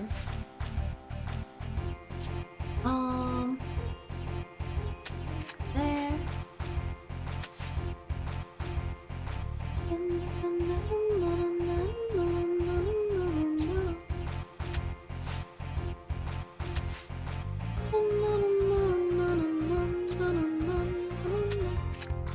Hey, there's no way I can do this. Hey! I still didn't get it though.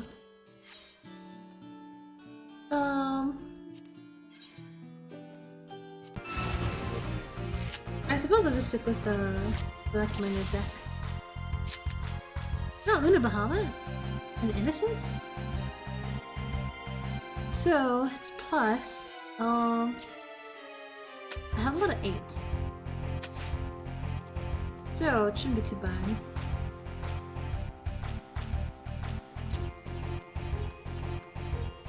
Don't move it and I'll kill it.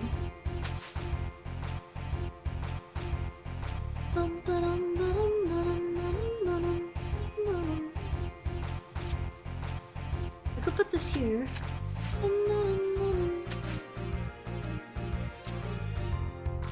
I think that's perfect there.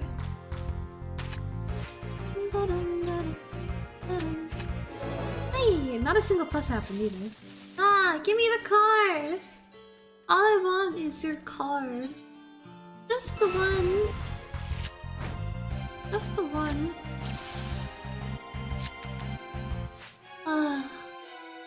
Plus again? Alright, alright. We can do this. I'll put it there.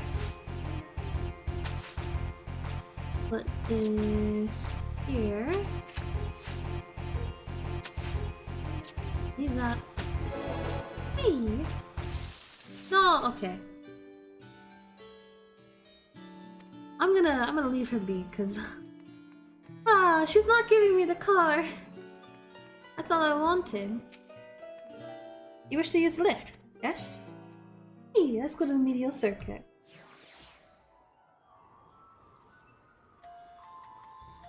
I like the music here though. Oceanal is waiting here for us? I have sent your associates ahead to the Logisticon Alpha on the other side of the Meryl Argonomics.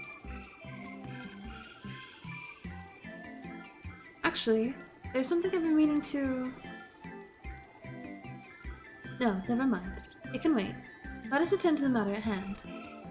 You gonna ask me why I'm not wearing pants? You're doing Aether Currents already? Oh, okay. Apologies. Oh, we're going down this way? Oh, there's that one Aether Current quest I picked up before and I never got to actually do anything with.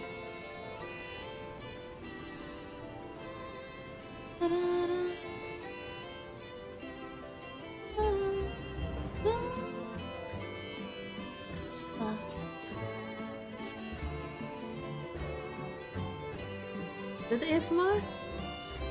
Was it ASMR? I don't think it was qualified to be called ASMR, but you say so. You say so.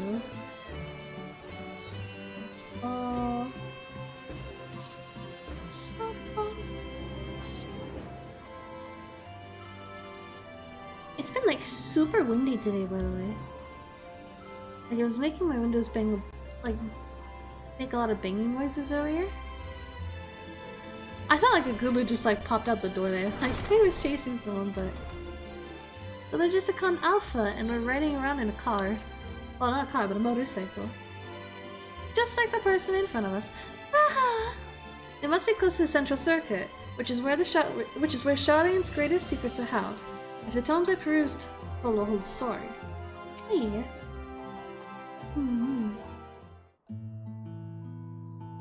Oh. We had to wait here while our father arranges for us to use the next lift. Here, being Logisticon Alpha, where the atmospheric conditions of Labyrinthos are regulated.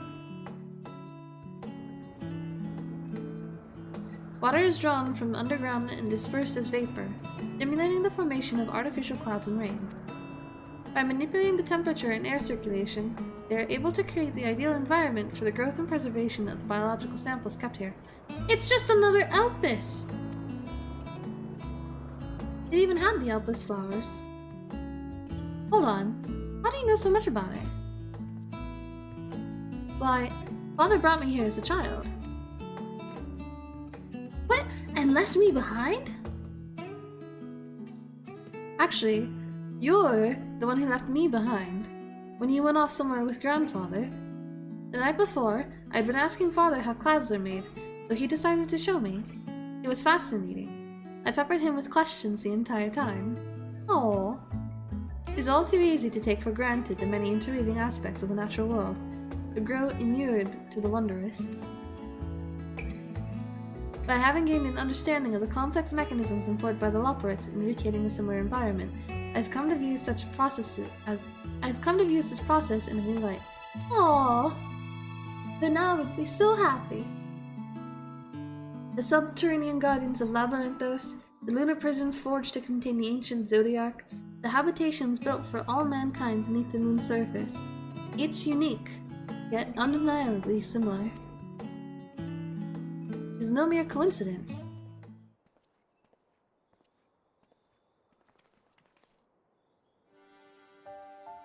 Ever since Hydaelyn unfolded to us the grim fate that awaits Aetheris, every essential resource we could spare has been delivered to Labyrinthos, in preparation for the Great Exodus. But that's not all. It's also a testing ground for the technologies that will allow us to settle on distant stars. While the Loporrits have endeavored to make the moon inhabitable, that is not our final destination. Mankind must learn to propagate life where there is none, to thrive where all is barren. Alas, time is not on our side. I have arranged for you all to enter the Central Circuit. It is there that most of our preparations for the Great Exodus are carried out, the construction of the Ark among them. Though our plans have been made public, access remains highly restricted. You, however, will not be subject to said restrictions, and will have free reign to come and go as you please. Such was the will of the Forum, after all. We will prove ourselves worthy of their trust. Your trust. Aww.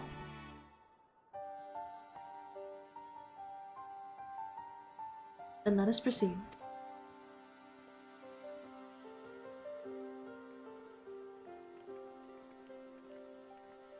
Hey.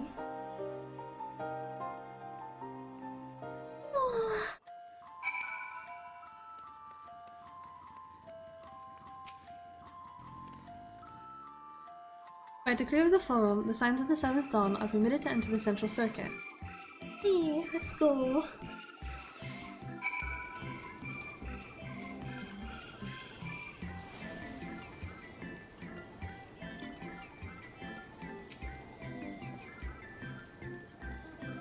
The sooner we can get a look at this Aether burner of theirs, the sooner we can start working out how to improve it.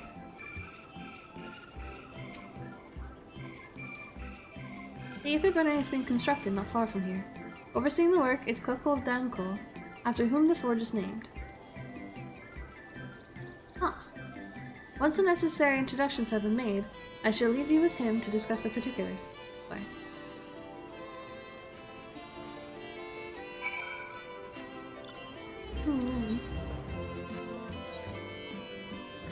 Oh, I kind of want to go up here. The Charlian Hamlet? Wait, let's have a look. I like the music here in Labyrinthos. It's very cute.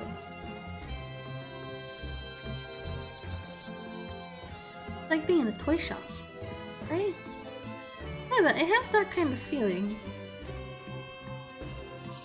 Is this supposed to be the Ark? I'd imagine the Ark would be huge, so... I don't know, but let's go to the Hamlet, right? That'd be cute. Also, I just want to get the Aether right.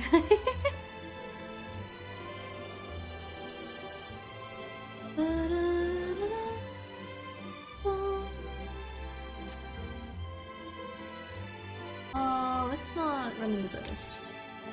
Let's go this way. Hopefully it's a safer area. Hey! people just live here?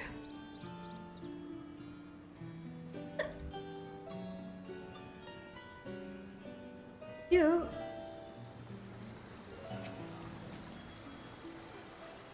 Wait, why is there aetheryte in water?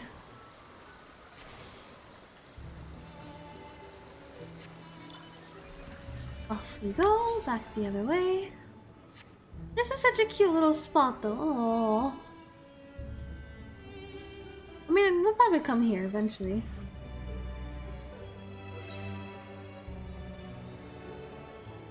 We're going all the other way.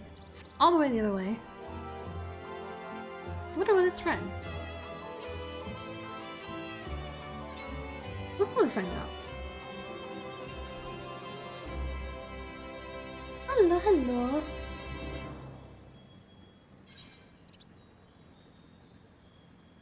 Hello, hello.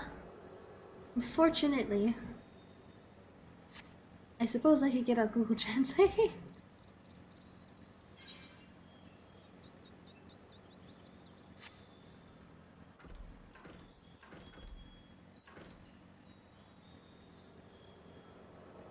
Need a repair?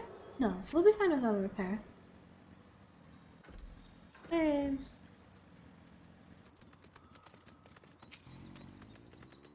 Yep. Oh, well, of course it's a Lalafell. I could swap them out. No, been there, done that. Oh my god! Lost me eyebrows. Oh my god! Coco, think! We'd be well on our way to paradise. Visionaries patting themselves on the backs for their grand accomplishments if you'd only think! Yes, that does sound rather lovely. Yeah! I mean, Master Force, you know, what a pleasant surprise. We're not blasting off already, are we? The schedule remains unchanged, for better or worse. I didn't expect to see a Lalafell with like a mullet and you know, this. Which is why the Forum has elected to accept assistance in resolving the ether burner conundrum.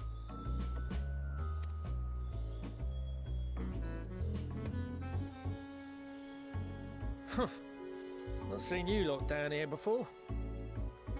This is so weird. Lalafell mechanic? There are Archons among their number, but engineering is not their expertise.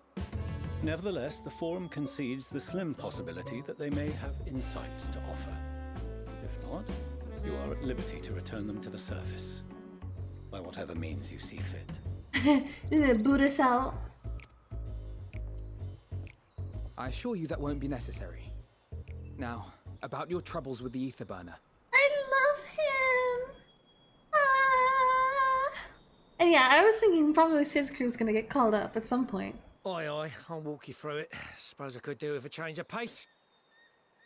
This Lalafell is so... As the name ought to tell you, the ether burner burns ether, ambient or otherwise, and transforms it into motive force. Think of it like a giant bomb that never stops exploding. Even out in that black void where the ether's right sparse, it's strong enough to move our arc. And it probably won't kill you like an actual bomb.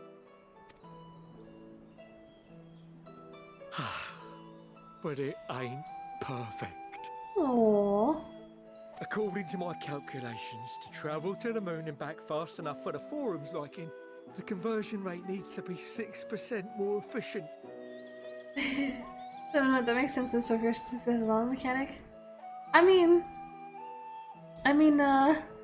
Sid's crew always showed us up at some point or another, right? A measly 6%, you say? But if I could have squeezed even another 0.6 out of it, don't you think I'd have built it that way in the first place? You know what he reminds me of? He's like if Jop was like an older Lalafell.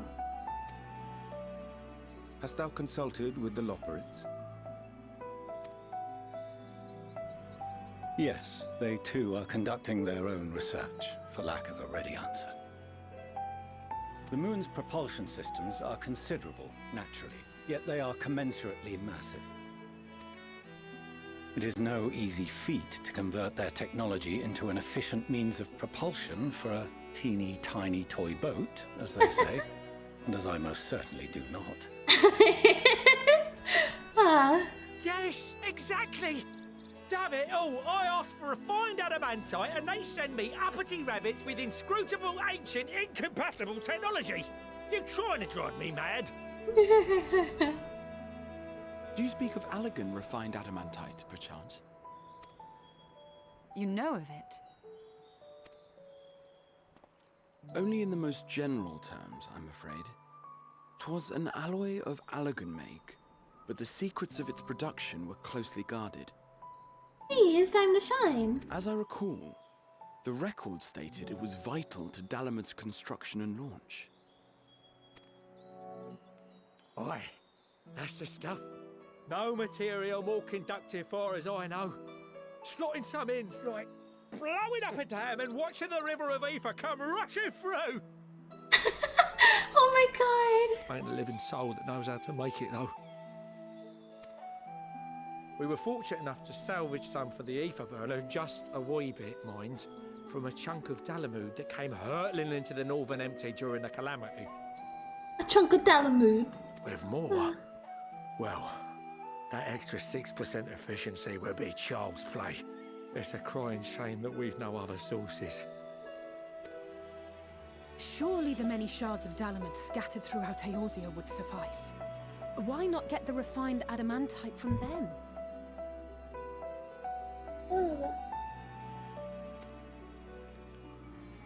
Oh, we tried, believe you me. But only a few specialised pieces would have had any in them to begin with. Drive calls from Ragnarok-class internment hulks. Those are the prize bits we really need. According to the Gleaners, getting to them means delving deep into the shards.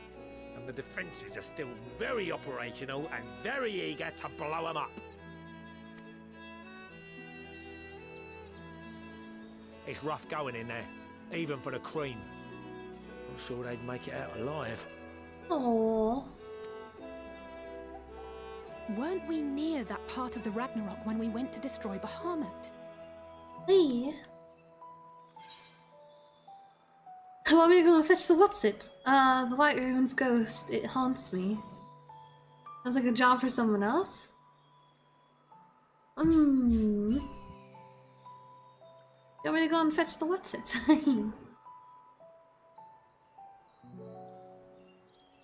That may be for the best, though you doubtless find the task too dull for your liking.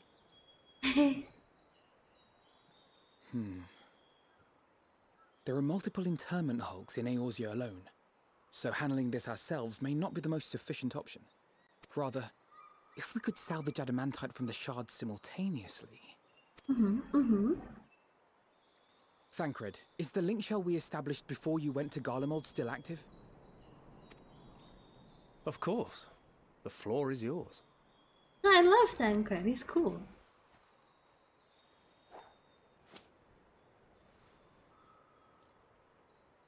What's all this? Gathering firewood, so to speak.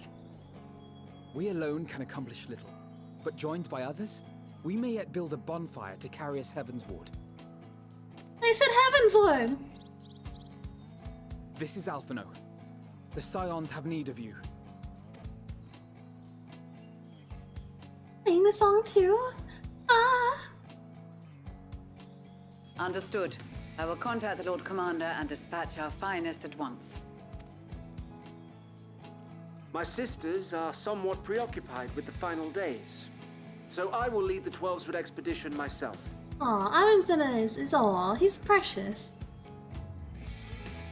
Are you aware of any other sources of refined adamantite?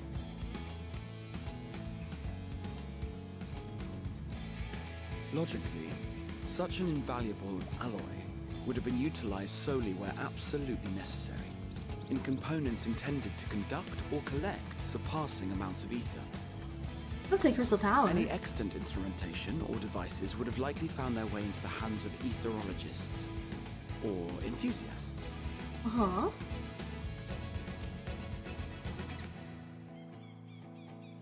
Magical artifacts of Allagan design? The Eastern Alliance will send word to one and all. Oh, Are that's there fair other enough. ways we may offer aid? No shards of the Lesser Moon scar our soil, but our stake in this cause is no less for it. Aww, Cyrene is all like mature and in charge and all. Is there anything in Othard that might be of use to you? What did you say? Oh, you got friends in far places, lad. Anyway, if you're offering, I wouldn't say no to one of those Far Eastern sacred relics. The what? Some of them can hold enough ether to summon a whole damn primal. Find a source like that with the ether burner, and 3, 2, 1, kaboom! Aww. I gather you heard his explosive enthusiasm. Might you secure us a suitable relic? It shall be done. I know little of machines, but I promise we will do our utmost to gather the materials you need to finish your starship. Aww. I am glad for the work, in truth. Better to busy oneself than wait and fret over disasters foretold. Aww, Cyrene is so Then why are we cute. all still standing about yapping? There's plunder for the taking, and I'm a born plunderer. I'll be an old Charlian before you know it. Start mixing the grog. I'm certain that can be arranged. Thank you all, and do be careful. It's so nice to see everyone come together. Just like that. Aye, just like that. Our refined adamantite is on its way. Now let us consider our next steps, shall we? There's yet much to be done. Aww. Ah, so cute.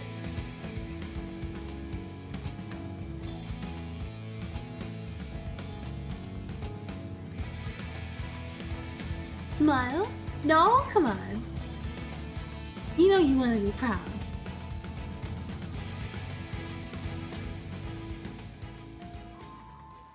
Aww. Haha. Time and time again, it seems that time and time again, it seems that Allagan something or other are either the cause or the solution to our problems.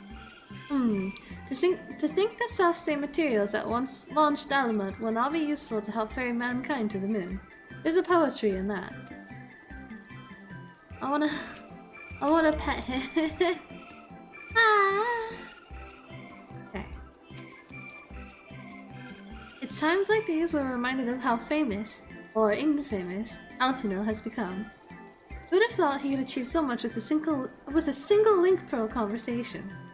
As we're expecting rather a lot of visitors in the near future, I'd best return to the surface and inform the relevant parties. I also have a contact of my own that might be worth a try. Who's that? Oh? And who might that be? That's for me to know and you to find out. And on that note, I leave matters here in your capable hands. Best of luck. Wait. What's Cryo friends with? What? Huh? Oh. Wow.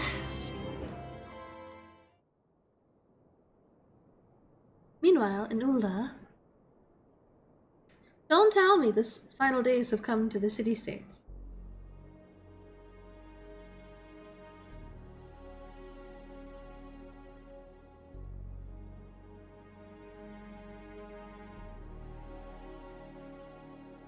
Our course of action is clear. We must harvest refined adamantite from the shards of Dalamud and procure arcane relics of Allagan make. Summon the best and brightest of our immortal flames and form an expeditionary party at once. Call upon the Sultan Sworn and Brass Blades for support as you must. Papashan, send word to the guilds. We will require the expertise of master artisans if we are to have any hope of identifying and recovering these elusive materials. There, guys. We have need of your stone torches. Oh. They are to assist the immortal flames in scouring the ruins and to help secure the surrounding areas. I trust I can count on your support.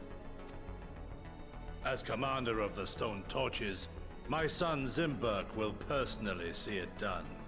Who are these people, though? Pippin, I would have you lead the raiding party. Assemble your finest, and with Tizona's blade, clear the way. Lord Lolorito, I pray you take charge of the search for Allagan relics.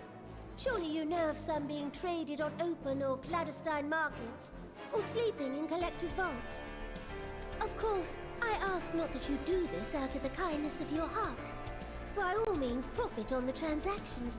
I wish you the joy of it. The final days descend upon our world. If circumstances are truly as dire as they say, Uldar's best efforts may be for naught. And yet, when we Eorzeans rose from the ashes to rebuild our broken realm, did we not learn one simple truth? Oh? That which seems all but impossible to overcome alone may yet be possible if we stand together. I like this, like, remix of It was the answers. Scions who united us then, and it is the Scions who call upon us now. Uldar will answer that call. We will summon our courage and join the fight for our world's future. Oh. You know your duties. I, Nanamo Ulnamo, 17th in the line of Ul, bid you good luck and Godspeed.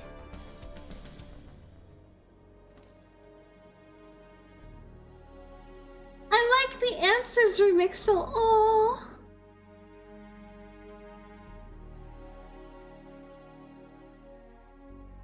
I mean, it sounded like an answers remix, but now it could have just been like the Allagan, like, theme, kind of theme, but it sounded like answers, but I pay more attention to the dialogue.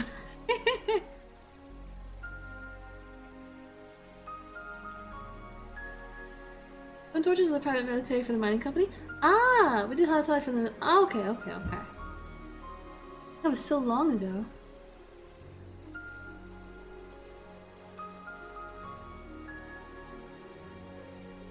Look at Alvin.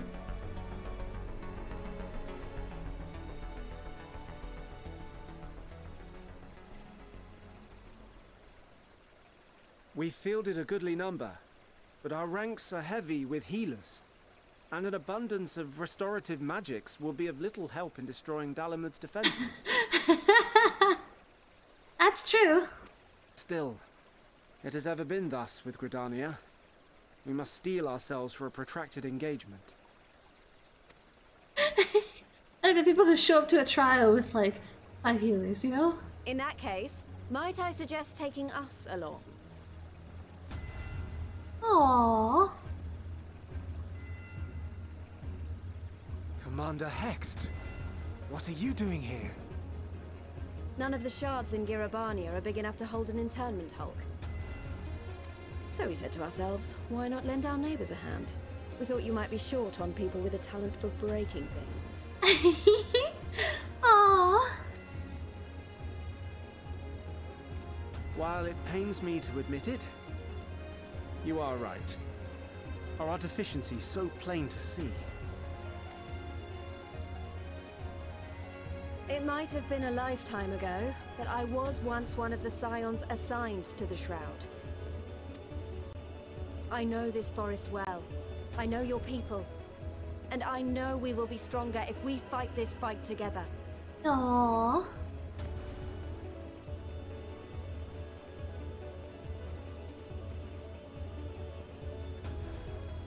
Then I will impose upon you with a clear conscience.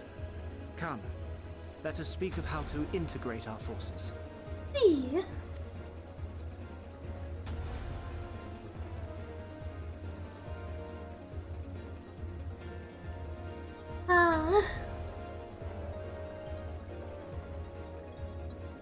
Oh. I won't let it all be for nothing. I promise you, Papalimo. Oh.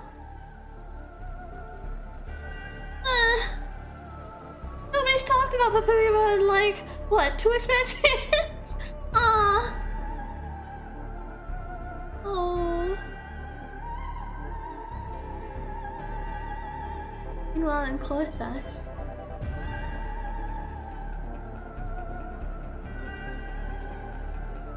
Is that a Madeline?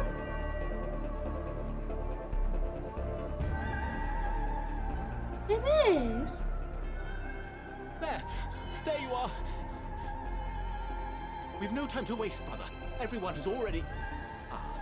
Oh. No, why would they do this? First Papilio and then now Chiffon?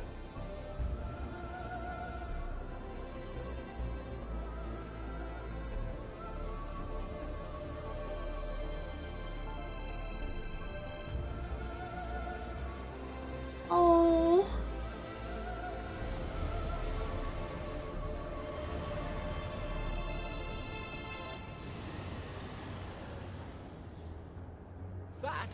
That was a roar. A dragon's roar.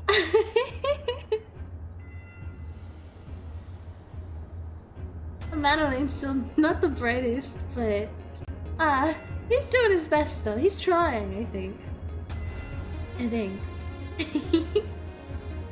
What's next? The Vilbrand? Meanwhile, in the Ruby Sea. I suppose there's not really many chunks at sea.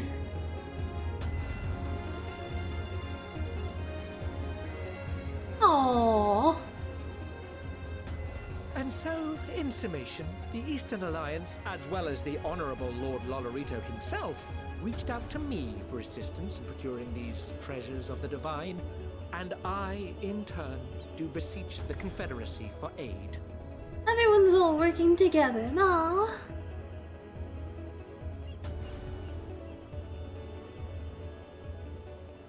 Hmm? Is that... Hancock? What a Oh my surprise god, so this bad. is. And a fortuitous one at that. I have a favor to ask, you see. Oh?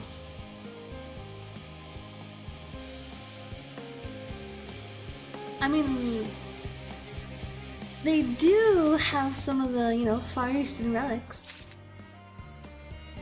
No. Hello, Walker. Hello. Oh, wait. Okay. I feel excited.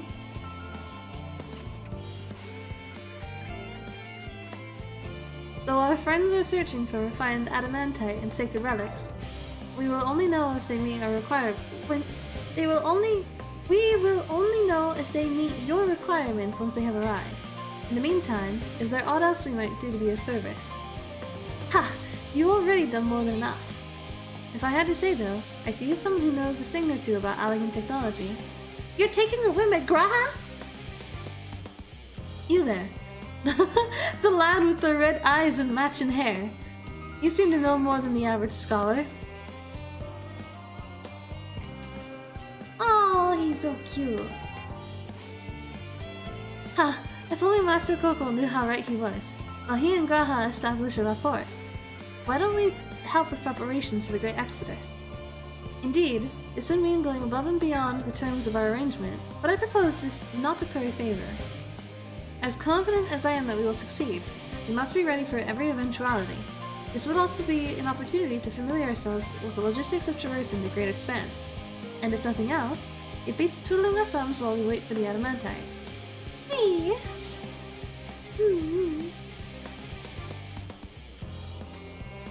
Well, ain't you a bunch of helpful buggers? If you've a mind to lend a hand, I know where you ought to go. Charlie and Hamlet is lousy with research and scholarly types, busying themselves preparing for the Exodus. Ha! That lot need all the help they can get. Hey! Well then, off we go. I wanna sing. It's not playing the other part. I was like, ba-da-da-da-da-da-da-da. Higher, oh higher. I wanna sing that part. Notice how she sounds like the part before that. I'm like, ah.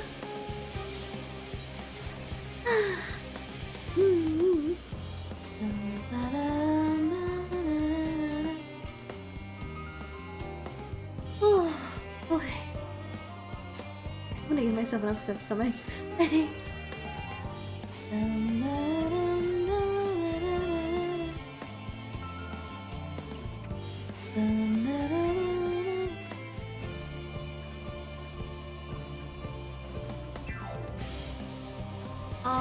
Can I jump over this at all?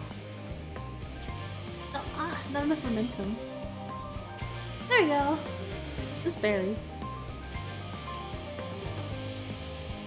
From what I can tell, a lot of people actually live down here. I don't know how much we can help. I don't know how much help we can offer, but I dare say they'll benefit from some of that fresh inspiration Scholar Montekai mentioned. Let's start by asking around, ideally without getting in anyone's way. Let's meet by the Aetherite once the work is done.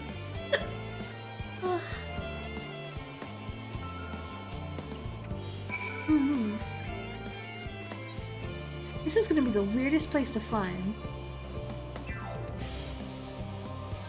I like that they keep the exciting music though. Like, after you take a quest and stuff. Problem with the Ark.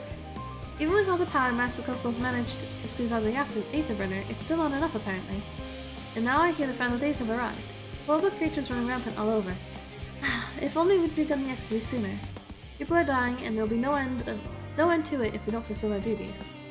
But we will. We spent years preparing for this moment. Believe in the plan and all will be well. Aww.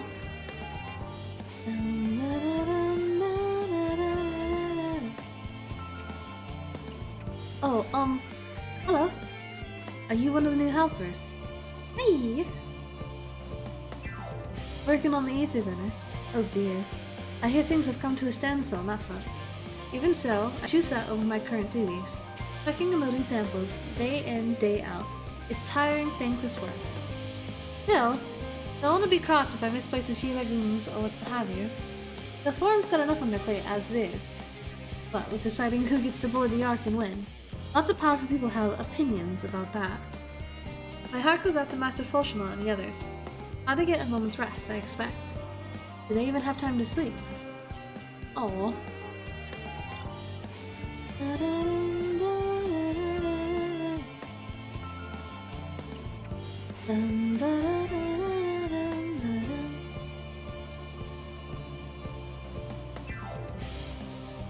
Oh, it's a Polarogo! Aww. They're so cute. Offering to help. That's very kind, but I should be able to organize the rest of the documents for myself. It's mostly lists of the things we'll need once we arrive on the moon, and then whichever star we choose as our new home. My duties largely concern the maintenance of living conditions. I'll be a lot busier after we depart. I hear that our lunar collaborators have come down to assist in our efforts. I'm looking forward to finally meeting them in person, after having communicated with them with such a limited capacity thus far. To be perfectly honest, I've not even the slightest idea what they look like. I do hope they're not enormous looming giants. Why, I would much prefer something small and fluffy. Like that beheaded rabbit that ran by.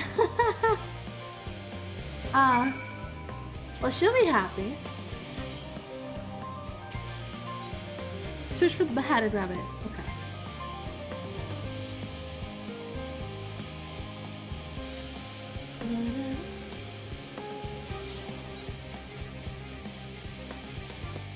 Yup. Oh, it's Oriange! Oriange! It would appear the Loperites have infiltrated Charlian's most heavily guarded facility. How, I know not. Anyway, aw. We'll try to sample the delights of Aetheris. Aww. How marvelous it is to see you again. You'll be pleased to hear I've learned much since our fascinating discussion with Caratorium. It's all thanks to Oriange, you see? He taught me the finer points of cooking, which, despite my name, I knew very little about. So many dishes, so many hard-to-pronounce words. Actually, I was rather hoping he'd show me how to bake the Archon.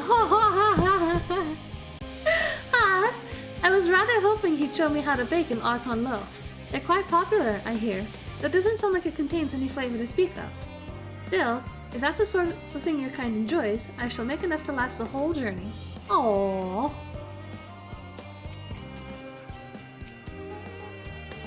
Crikey, I wasn't expecting to see you here, Kie.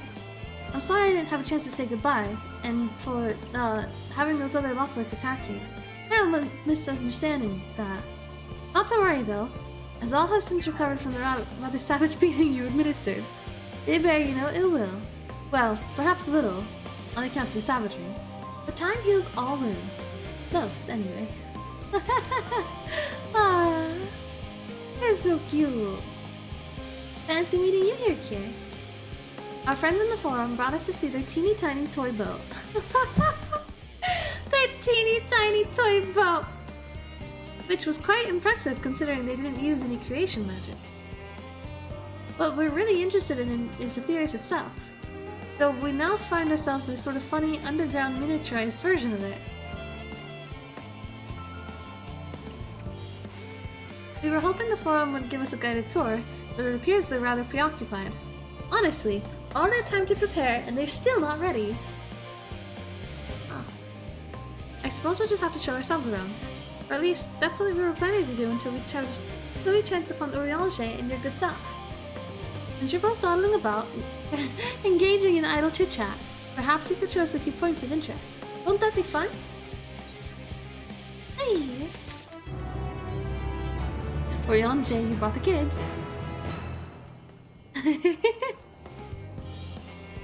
Tour of Labyrinthos. An unexpected yet prudent suggestion. Given the similarities betwixt this artificial environment and the best ways burrow, it would be in our best interests to have the Lopoids acquaint themselves with those conditions deemed optimal by their Sharian collaborators. I fear, however, that continued reliance upon my limited knowledge would risk narrowing, rather than broadening, their perspectives. Mayhap thou art better suited to lead this venture. Hey! What a marvelous idea! I would begin with that great big what's-it over yonder. Ah yes, the what's-it. I shall leave its explanation to Kie. Ah, Urianger.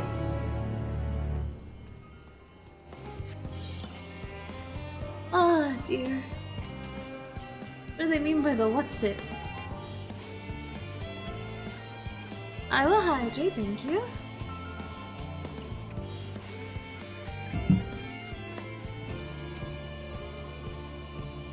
The Lopoids' technical expertise doth far outstrip our own. It would be wise to allow them to form their own conclusions as to the function of the various apparatus, rather than offer uninformed suppositions of our own. Unless, that is, unbeknownst to me, thou art possessed of surpassing knowledge concerning the construction and operation of advanced Sharian what's-its.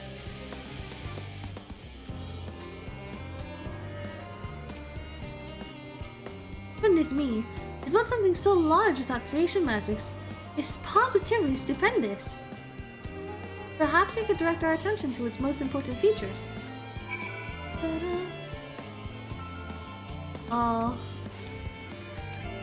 Here. Search the apparatus for points of potential interest. You may move with the camera as well as move in and out. Target an area. Okay. Gotta point it out to them.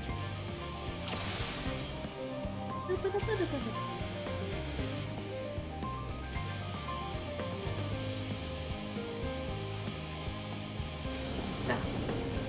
These things draw water out. Is that water I hear from inside that great big tube? It must be because those cogs in that gigantic wheel at the top. Oh, I see. That's how they drop the water. There's probably some sort of spiral-shaped mechanism inside it, too. Oh, they're so cute. You did that. You have the tanks.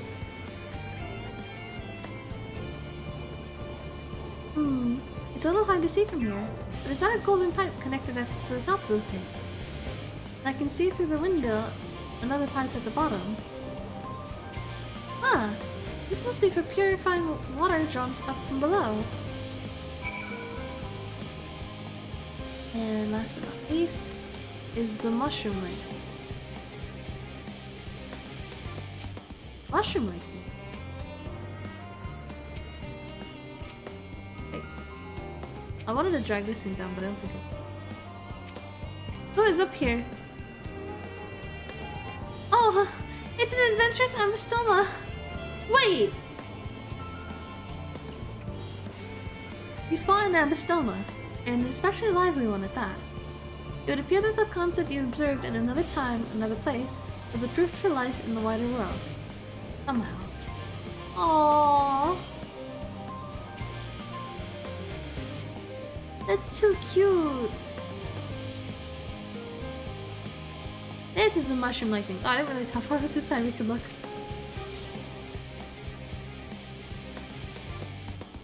That looks like the trees in Greatest Endsville. Hold on. That's a bit of a strange shape. It's thin at the bottom, but big and round at the top. Quite tall for something so imbalanced, too. Now that makes sense. That's where they store the water. Hey, it's a water tower.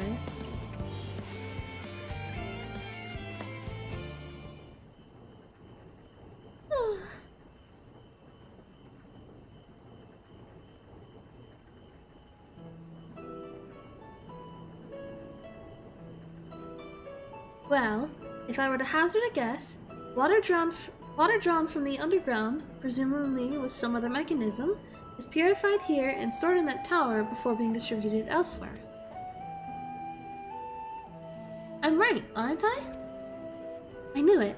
A design brilliant in its simplicity. I dare say it would take only a moment to install in even the harshest of environments.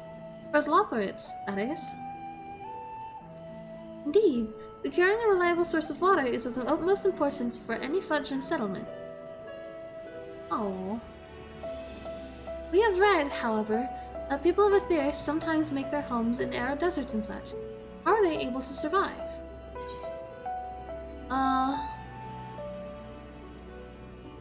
Many settlements in Thanalan are built near an oasis.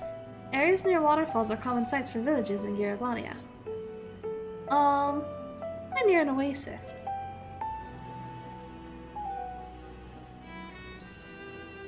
So wherever you choose to live, you're never far from water. Oh dear, I worry we won't be able to procure the necessary amount.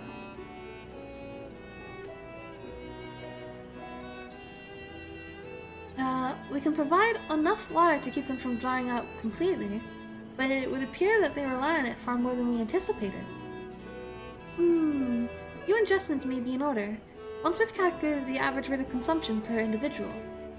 It may also be worth learning more about how exactly they obtain their water in the first place. Master Alfino spoke of the machinery responsible for that feat during our journey through Logisticon Alpha, did he not? Mayhap the Loporits will share his appreciation for the engineering marvel. Oh yes, that sounds absolutely splendid. We must journey beyond the sanctuary of Shalien Hamlet. I shall lead the way. You mean we have to brave the untamed wilderness? Aww. A valid concern indeed. We cannot help but notice the many dangerous-looking creatures with big nasty teeth lurking beyond the safe confines of this settlement. Were we not escorted here by burly custodians, I dread to think what would have become of us. Regrettably, to many a hungry predator with the aforementioned big nasty teeth, Loporits may appear to be a potential and rather appetizing source of sustenance. Oh, might I impose upon thee to assist in securing safe passage to Logisticon Alpha? For my part, I shall act as an escort to Living Way and Cooking Way. I entrust Singing Way and Growing Way to thy care. Hey! You can count on me. A more valiant protector they could not wish for. Godspeed.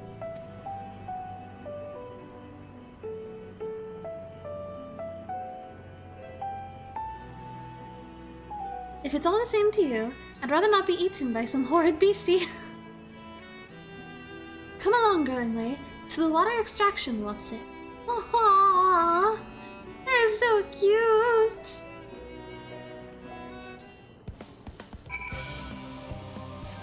The music is still so intense, though. No?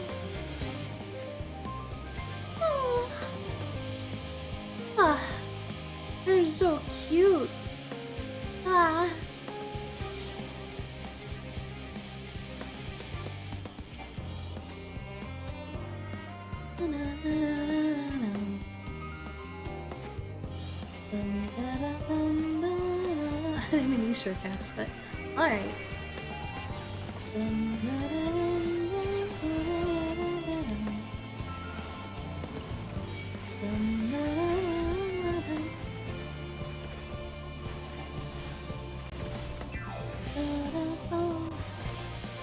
I want to do this like the other parts of this song. Every time I just like think of that part.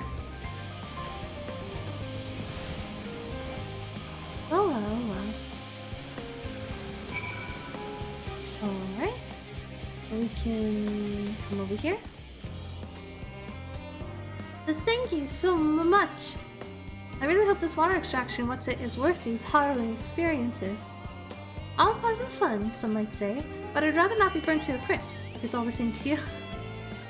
Aww.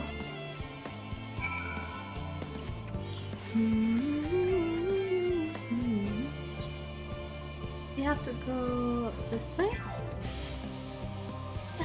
Like a tree. You know, it is a lot like Elpis. I mean, I assume it's intentional since this is where we first found the Elpis in the first place.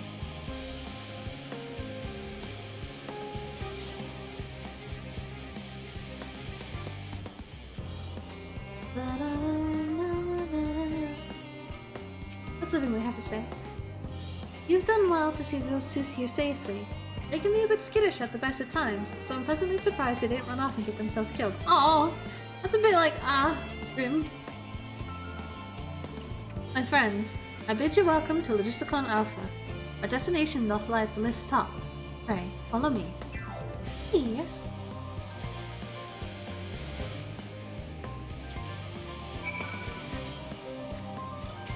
I guess we're going back up. One for creating life, one for preserving the life created. Vamos por it? Yeah!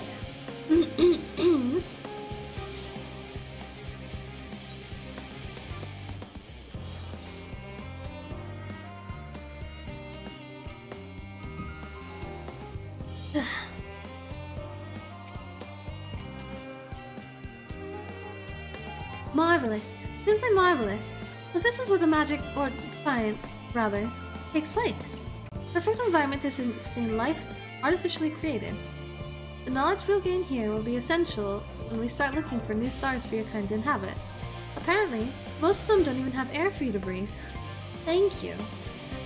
You're all very lucky that Aetherius just so happens to provide everything you need to thrive. Or did mankind turn out the way they are because of the available resources, I wonder. Camera's a bit scuffed. Either way, it's nothing short of miraculous, and I cannot wait to see more of it. Aww.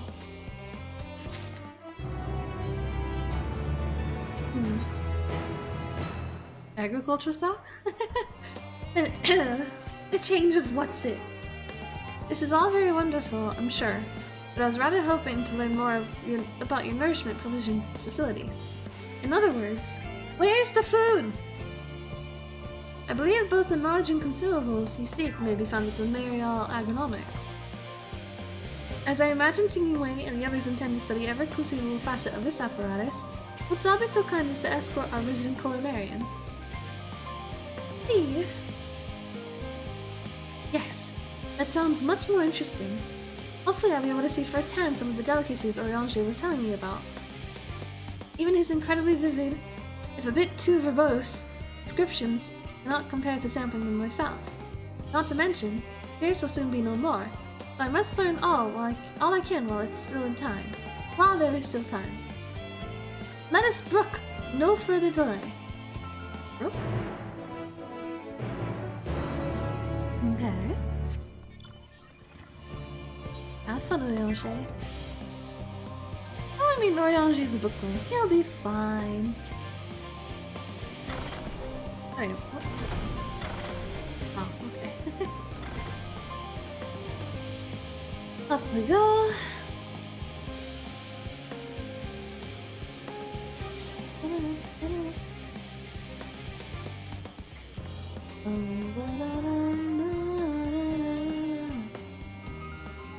I got this straight egg, straight garlic.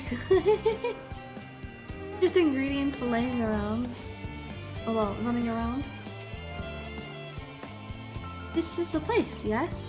The heady aroma was enough to guide me here, and I've spotted several of the fruit and vegetables featured in our compendium. I'd dearly love to try some, but I read that those who help themselves to a farmer's crops without permission are often caught and put into pies. Ha! Perhaps you could ask whoever's in charge if they'd be willing to part with the 2 samples. Hey! Okay. We're taking cooking away on a sampling tour. Yes, on a food tour.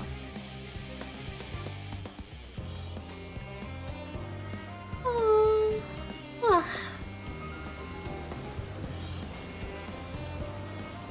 What a fine mess this is. What is it? Ah, it's you. The one who climbed down the mine shaft. I'd show you around if I could, but I'm rushed off my feet preparing for the exodus. And I'm not the only one. We've all got to find ways to do what we can. We've all got to find ways to do what we do down here, up there. First on the moon, then on whichever star the Fallen decides will become our new home. It's all so sudden. So unreal. Don't you want to go to the moon? Well, better than waiting to the final days to claim us.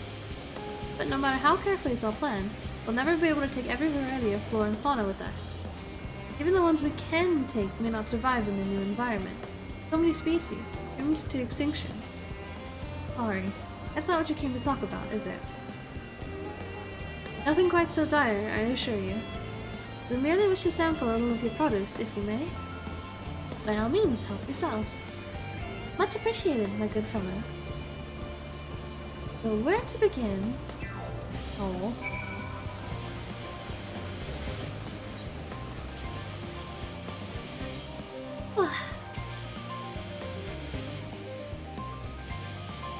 One's over here.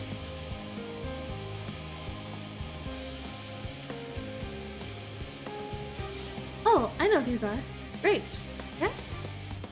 Let's see if they're as delicious as they look.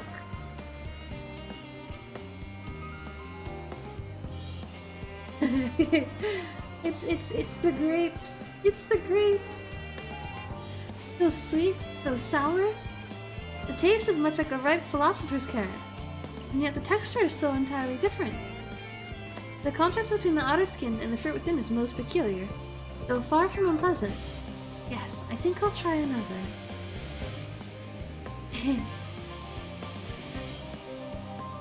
Well, that's certainly given me food for thought, though in a far less visceral manner than any philosopher's carrot. But tell me, what's your opinion of grapes? I'd brave an erupting volcano for a choice sponge. Yes, they are rather Moorish, aren't they? And from what I've read, quite versatile too. Something about people stepping on them to make intoxicating beverages, as I recall. Anyway, that's enough about grapes for the time being. On to the next tree. Hey.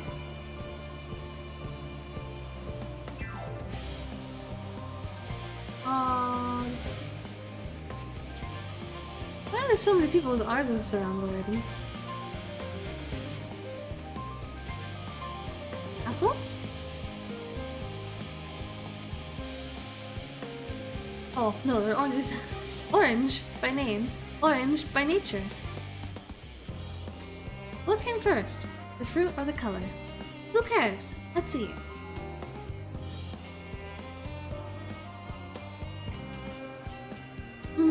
Yes, that's... Equal parts sweet and sour. As with the grapes, yet nothing alike. I may have to consult Oriange about expanding my vocabulary. I simply cannot find all the words to describe it. Perhaps what I'm looking for is... bitter. This is all very complicated, you know? So many flavors, so many choices, and each individual with their own personal preferences. Now I see why you all turn your noses up at the idea of eating nothing but carrots. Marvelous though they still are in my estimation, and no one say otherwise. But speaking of carrots, I've yet to sample any of the vegetables. Let's see what's in that field over there. I was hoping that they would talk about apples. And then apples covered in honey. Or syrup. I hope we have a moment with candied apples. color, that texture? Are they some kind of enormous round carrots? They're pumpkins. No? In any case, proper nomenclature is less of a concern than the taste.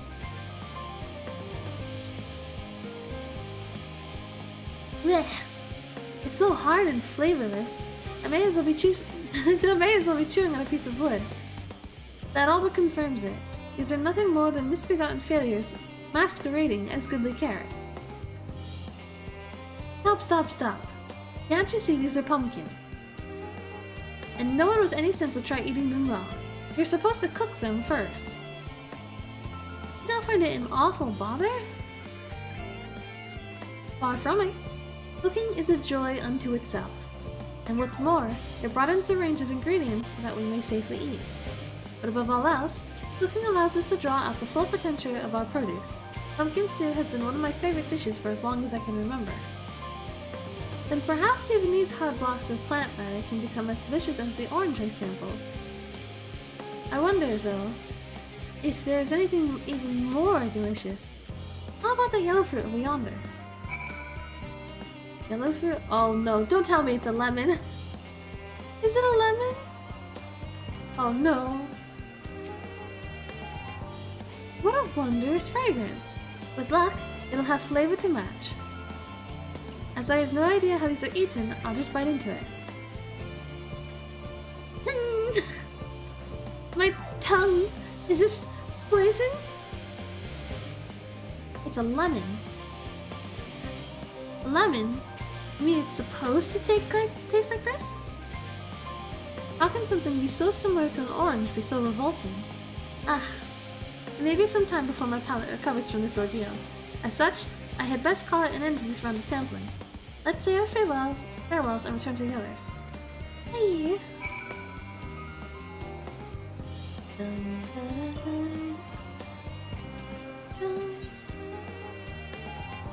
Weird how night happens here. Also like not entirely night. More like shadows. Oh, cooking way! Come on.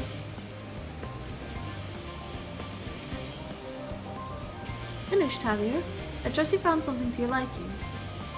I'm rather enamored with grapes and oranges, less so the pumpkin, though I learned the hard way that they're not meant to be eaten raw. Then there was the lemon, the deceiver. Then there was the lemon, the deceiver. I still feel so violated. First time, was it? I'd hate for you to leave with that bad taste in your mouth. In more ways than one. So I'll give you this lemon muffin I baked. If this doesn't change your opinion, nothing will. More lemon? Have I not suffered enough? Nevertheless, it would be rich of me to spurn this opportunity to... Oof, bit of sick came up there. Learn more of your inscrutable ways. Very well, lemon muffin, do your worst.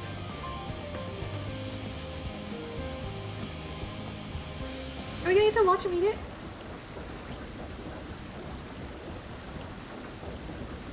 Uh-huh. This is... delicious! Aww. Although I still detect a hint of lemon, it complements the sweetness of the dough to create a perfect harmony. I never would have guessed that this vile bitterness could be utilized so elegantly. My good chap, this is simply breathtaking! See? We rarely use lemon in its natural state, but it has a starring role in all sorts of recipes, and the same is true for many other ingredients. It comes down to making the most of the resources at our disposal, and sometimes that can even be the difference between life and death. I know we won't be able to take every species with us. No doubt the Forum agonized over what was worth preserving, and what will be consigned to history. Hard choices, but make them we must if we are to survive. The strength of will. Now I know what Hydaelyn sees in your kind. Oh.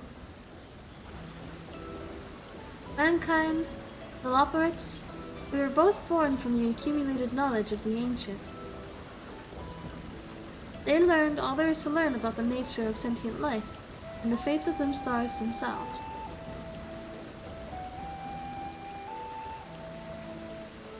Oh? Once a civilization has fulfilled the basic requirements for survival, it will inevitably seek to eliminate all forms of negativity and achieve perfection. And therein lies its folly, and its downfall. For perfection is an unattainable ideal. It is the paradox of the immaculate carrot. Yet, civilizations since time immemorial have deemed the pursuit of perfection as progress. They pay no heed to the costs incurred in their futile quest, and all too often become the architects of their own demise, their dreams forever unfulfilled. What, then, is the alternative? The answer lies in knowing that our existence can never be perfect. Be content with what we have and make the most of it.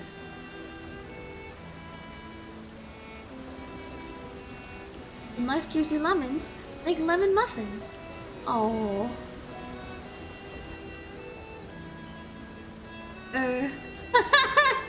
Pardon my Eorzean, but what in the seven hells are you on about? And who are you, anyway? Cookingway, at your service. I'm here to help prepare for the trip to the moon. And once you get there, you'll be able to try my carrots. I've been growing all different kinds. But don't worry, there'll be room for your crops too. We'll work together to preserve as many of the Theris' species as possible, if you're up to the challenge. Oh, yes, of course. I look forward to it. Well, this has all been highly productive. Probably. Let's go and see if Urianger... Let's go see if Urianger and the others have run out of machinery to inspect, shall we? And then we leave.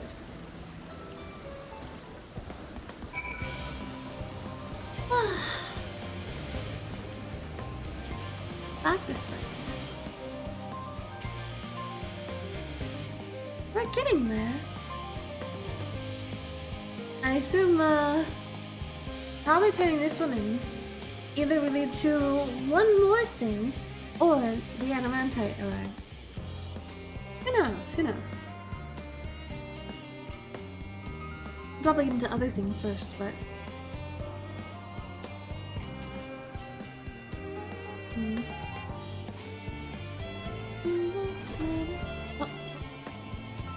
Oh, I was typing. No wonder I couldn't move. Look at the mammoths, they're so cute. What's Urianger have to say? By Cookingway's broad grin, I assume your excursion was a roaring success. Hey! That was most enlightening, especially the part with the lemon muffin. Actually, I was wondering, you know of any other places famed for their cuisine?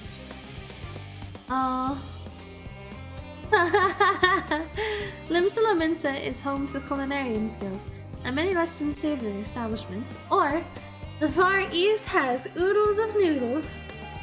I'm gonna say Limsa Minsa.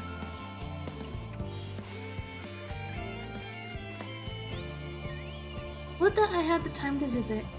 The more I learned of Aetheris, the more I wish we could spare it from the final days. Alas, Heidelin's orders are to flee, not to resist. If only there was some other way. Oh.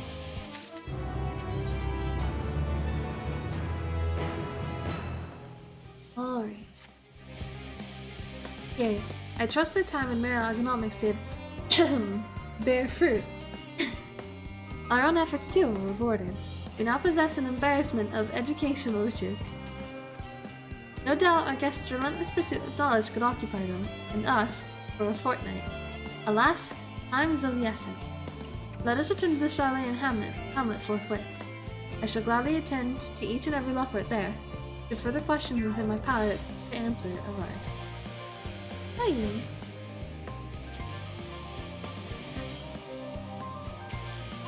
Aww. Aww!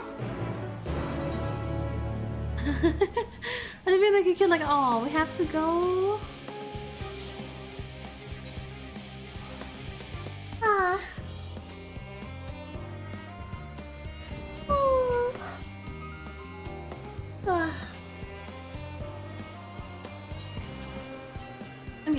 too sleepy. Actually, we're just going right here. Who's here? Oh, just Oriange. I mean, he was the babysitter for the Fae. And the Pixies.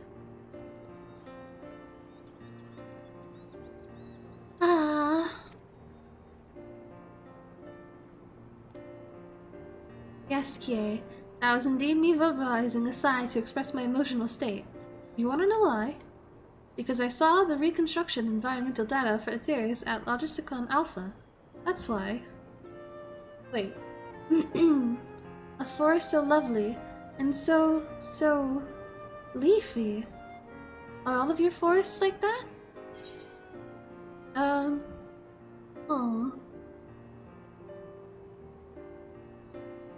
The Black Shroud is quite leafy indeed, in a place of utmost tranquility. They're verdant, at least. The trees of Javania stand particularly proud. Or you should see the ones of the first. One was purple. I'm gonna go with that one. You should see the forests of the first. One was purple.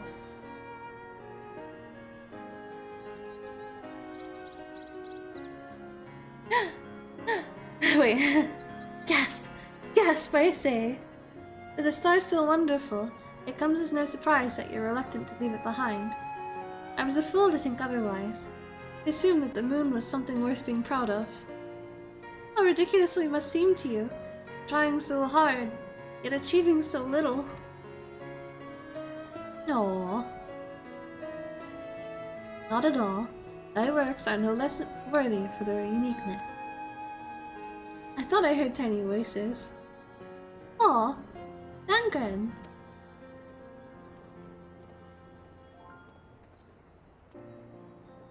How didst thou fare?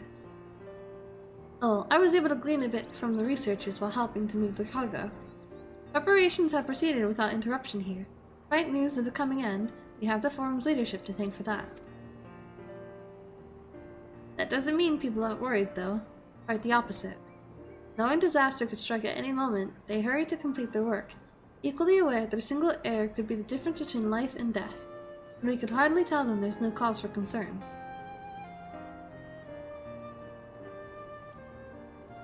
Perhaps not. Though aided by our goodly growing way, we may yet find other ways to lighten their burden. Me? Be of use to people? I'm honored that you would think me so capable, but I'm not sure that I'm up to the challenge. Nevertheless, I believe in thee. Oh, if you say so, I suppose it can't hurt to try. I passed someone mopping the western plaza that looked to be in need of a helping paw. Perhaps you might start with him.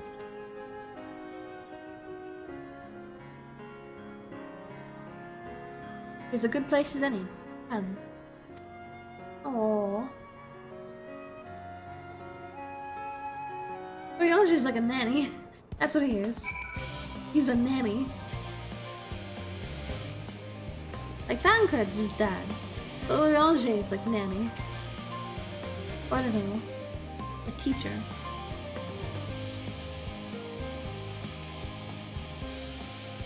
Oh, sorry, this is moping, not mopping. I thought they were doing cleaning.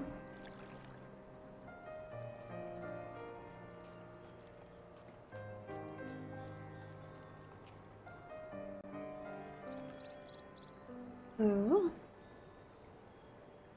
Oh. Can I help you?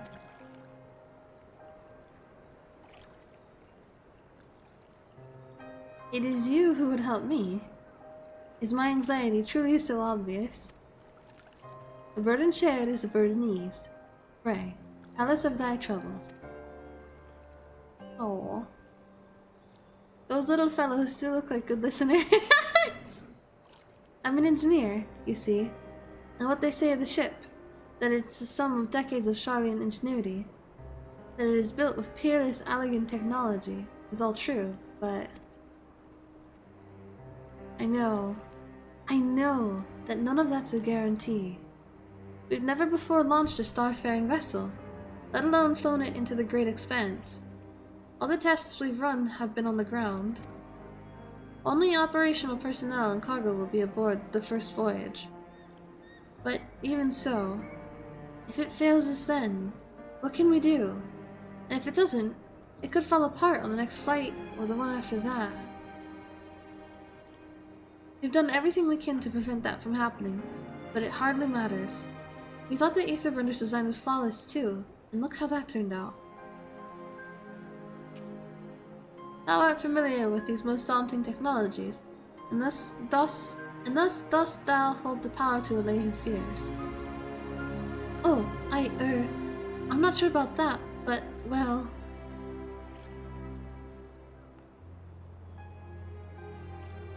Maybe you could tell me if there's any aspects of the ship's design that you're especially worried about. Our ability to walk about and perform our tasks, for one. I've devised a means which employ gravity, spatio-temporal spell, to regulate the environment. But what if it's not strong enough? What if everyone floats away and begins crashing into things as soon as we let a star? Ah, gravitation. Maybe I can be of help after all. Up there is not so different from down here, you see. The same rules apply. If you consider them as part of one great big cosmos rather than separate places. Aww, so cute. I suspect both parties shall find comfort in this conversation. Hey. Yet, if Thancred's tale be true, still others would benefit from insights born of experience. Might I prevail upon the Loperates to attend them? An excellent idea, if I do say so myself. There's naught we'd like more than to ease the hearts of the fine people of Aetheris, and learn more about them while we're at it. Aww. Full glad am I to hear it. Gather thy companions and bring them hither. Yea, thou hast a gift for finding souls in need of succor. Pray seek thee out the distressed and the apprehensive, and inform them that help is at hand. I shall wait them here, that I might introduce each to a suitable operate. Hey! Oh, I do so look forward to that. A place for every Loperate, and every Loperate in their place. Aww. We're finding them all friends. But they're so cute! I just gotta find people in the big area. But this is a big area. I'm not sure how far out I'm supposed to go. Oh, wait.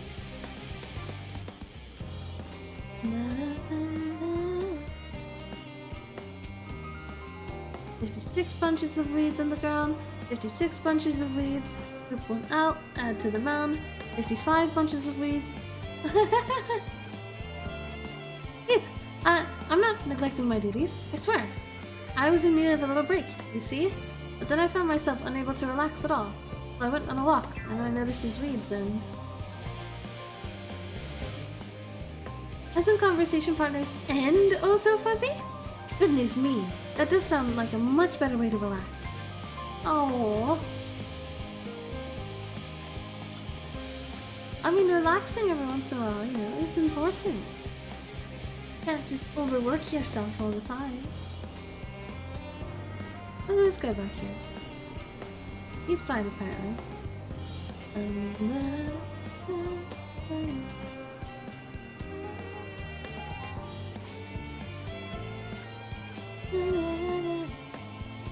Blasted assistants, where have they gone off to at a time like this? Beg pardon, but I have not the time for idle chit-chat. I need to reconfirm that ether levels are consistent throughout the vessel's machinery.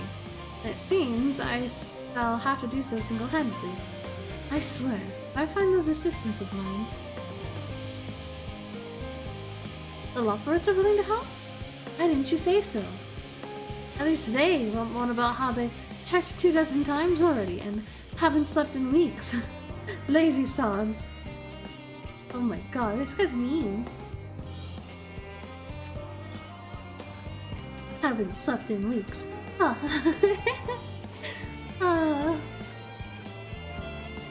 Alright.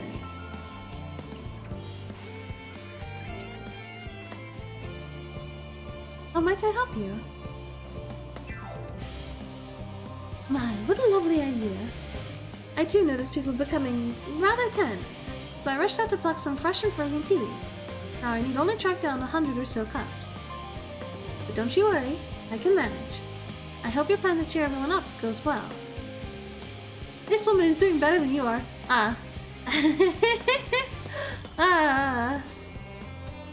Alright, alright. Anyone out here?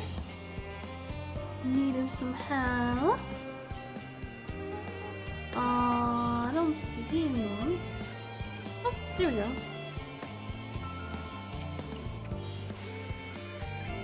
Okay. Worries. No, I believe I'm fine. Thank you. I've been confiding in my colleagues, and it's helped a lot. Can't recommend it enough. He's already doing it. I guess, that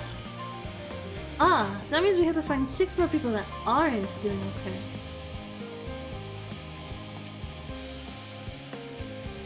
Have you heard anything of what's on the moon? I have no doubt that we can make it up there, but the searching for a new star part of the plan sounds awfully vague to me. I asked the forum, but they'll only tell us about our collaborators, have everything under control.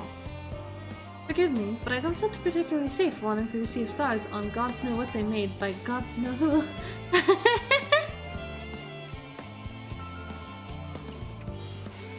I've been up there before.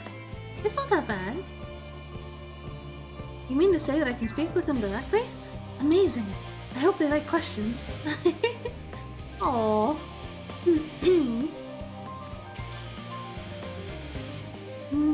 More searching to do.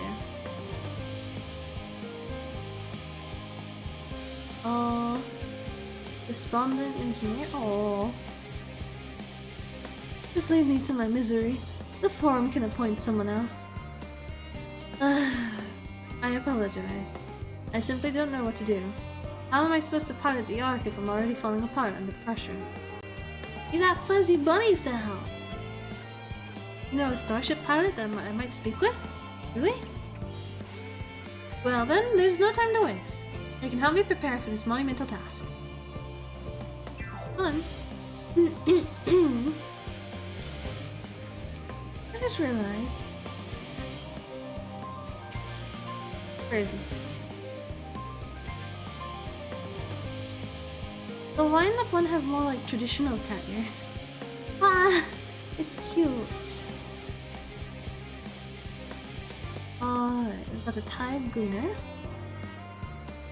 Is anything bothering me? Well, I've been loading cargo for bells now, so my back feels like a void since played it as a piano. My feet and knees as drums and cymbals too. Well, I guess I didn't really need the help. Nobody here.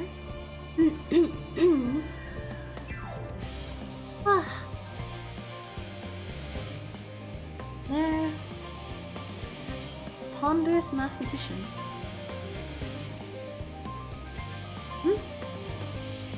Need to talk to bunnies? Consult our collaborator. I suppose that would be more effective than sitting here brooding. I'm attempting to calculate how much cargo we can consolidate into fewer trips. Should the ether runner make our original estimates unfeasible? But there are simply too many variables. I feel as if my brow will turn inside out. But perhaps our lunar associates will have more insight into how much weight constitutes too much weight for our purposes. Thank you for letting me know. It had a nice payoff? That's good. Yeah, I'm having trouble, like, finding people.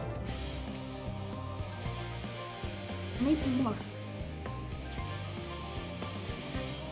There's so many, I'm like losing my voice. My face? What's wrong with... Oh. Perhaps I am a bit tense. I was tasked with ensuring that the proper fauna, and only the proper fauna, are brought with us to the moon. However, the suitability of a few species is still under debate, and I can hardly make the decision myself when I know so little about the environment up there. Did I check top middle? I think I have one in front of me here. Putting the Loports in our discussions is a wonderful idea. I absolutely will. Thank you. Perhaps their biology itself might offer some clue as well. yeah, there was a guy out there that I already got. Two more. You. Yes, you idiot. Have you seen an envelope lying about? This imbecile refuses to give me the alchemic I ordered without that bloody parchment.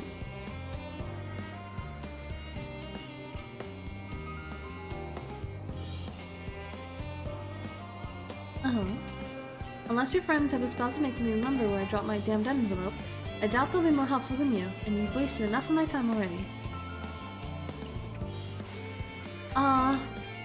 Yeah, that guy should stay away from the leopards. That's an annoying dude. A capricious researcher, oh. Aha! Aha! The end of the road is nigh, yet the work goes no faster. Schedules are such temperamental things, because with one moment, utter bollocks the next. And yet, I've never felt so alive. This one is beyond your help. Only sleep can save her now.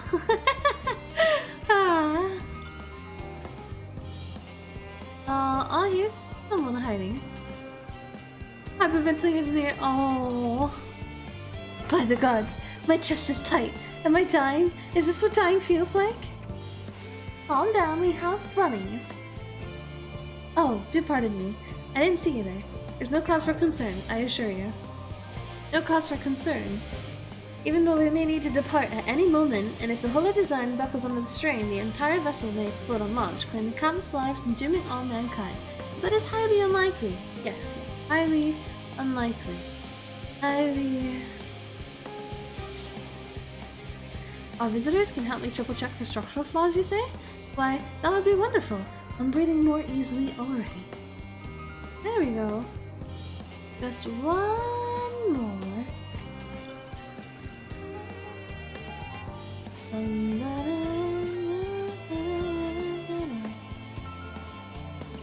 First one I got was from back here. Level-headed engineer? I think you'll be fine. Concerns? Nay, there's no point in worrying at this stage. It'll only make the work go that much slower. He's coping well.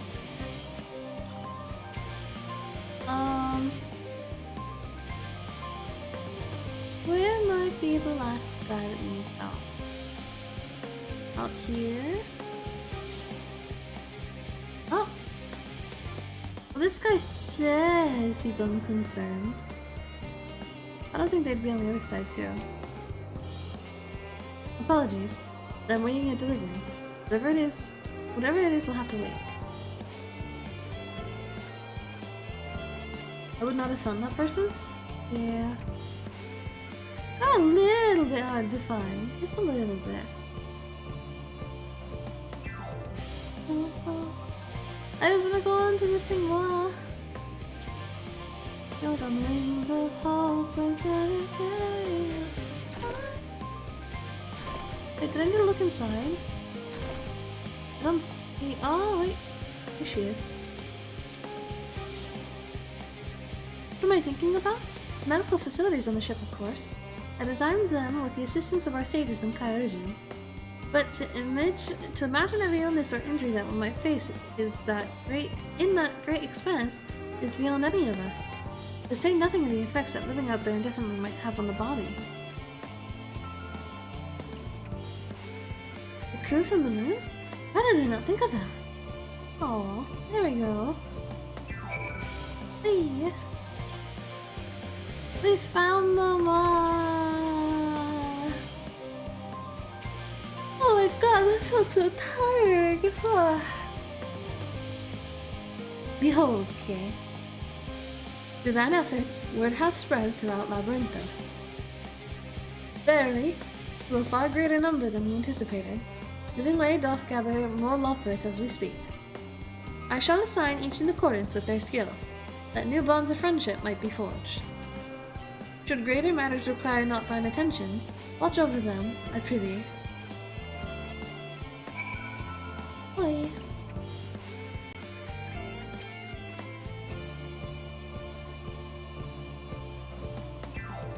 Oh.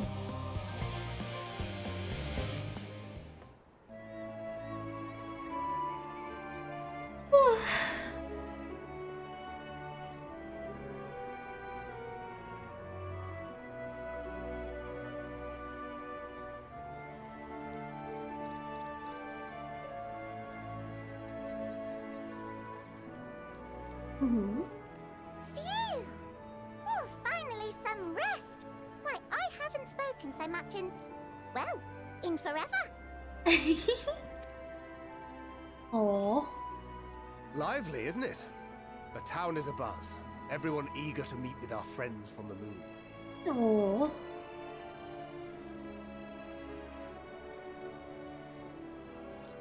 Twould behoove you to consult with Sleeping Way. As our moon's pilot, his advice should be most pertinent. Even though he's asleep.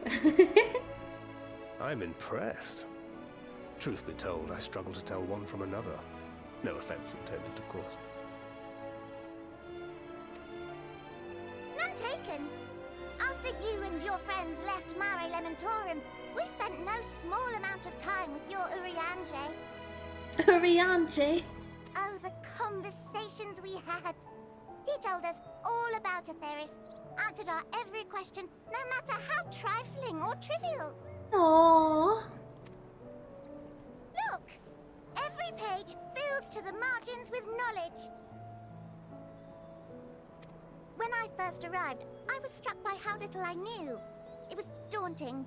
But then I realized that were it not for Urianger and his teachings, we'd still be stuck on the moon, gazing at your world and wondering what we've been missing. Aww.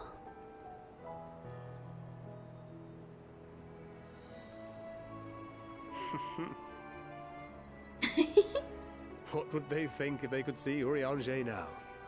I dare say they'd be more than a bit surprised. And impressed, no doubt. Master Louisoix, Minfilia, Papalimo, and not to forget... Oh.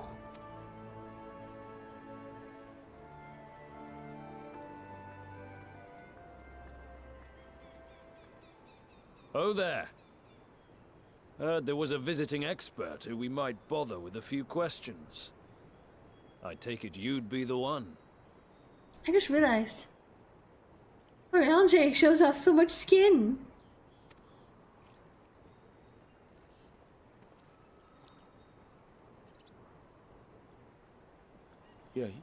Yes, I am.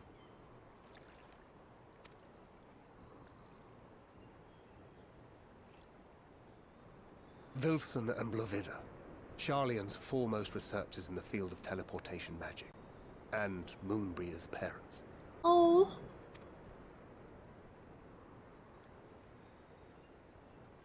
It hath been some time. Tis good to see you in good health. Oh. Likewise, old friend.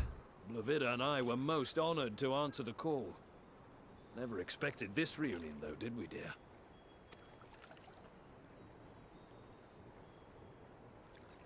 I'll say, the nerve. Sending that letter, then running off to the gods know where. Oh. Oh.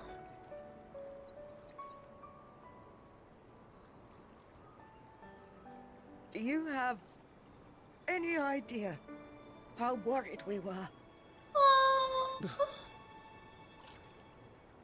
I'm sorry. 'Twas remiss of me not to deliver the news in person. No, more than that. 'Twas I who... Our daughter was disillusioned after Master Louisoix left her behind. The day the Scions called upon her was the happiest I'd seen her in years. She made her every choice of her own free will. No one could have ever forced her to do otherwise. Don't blame yourself for her death. Celebrate her life. You know that's what she'd want. Oh. If there is one thing we resent you for, it was that we could not be there to mourn her with you. Reading the words you penned in that shaky hand, we must have cried as much for you as we did for her. Oh. I can't just throw this in all of a sudden.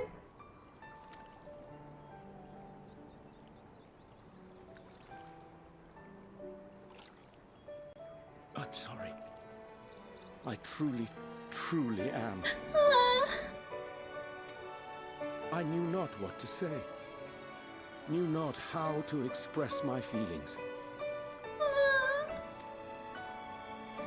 The poems and platitudes of wiser men, musings on sadness and loss, studied and memorized, and meaningless in the moment.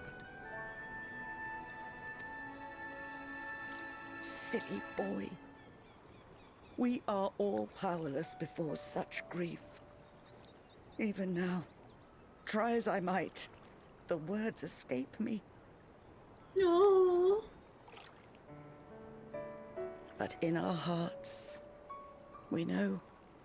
We always know.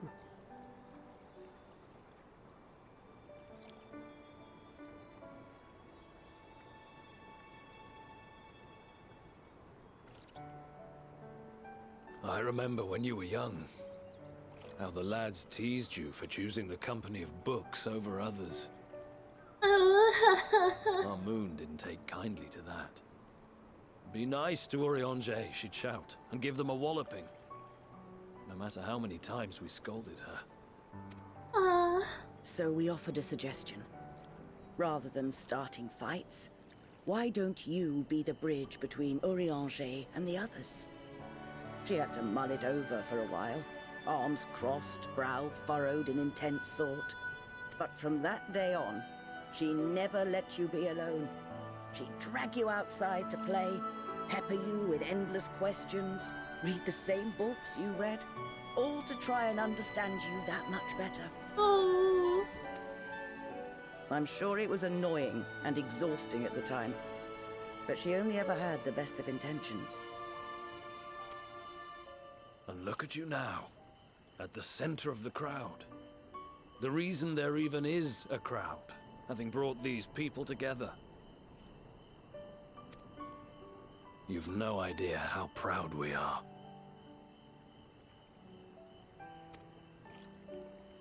Oh. To see the boy, our daughter, trusted and believed in more than anyone, grow into the man she always knew he could be. I can see her in you too. Feel her.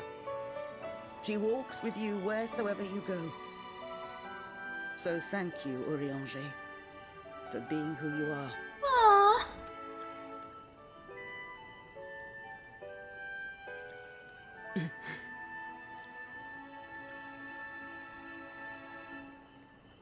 Aww. I think I can feel her too. Oh.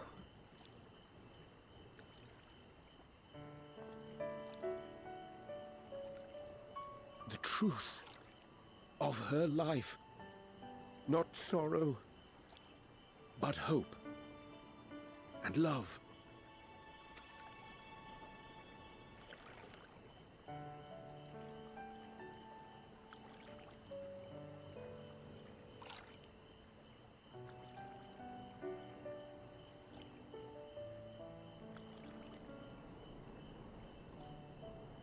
This moon breeder. She was important to him, wasn't she? You could ask the man himself. Oh,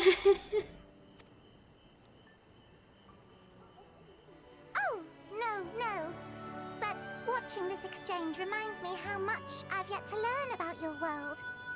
And its people. Oh my god. You can live here your entire life and hardly learn a thing. And that's why it's too soon for this to end.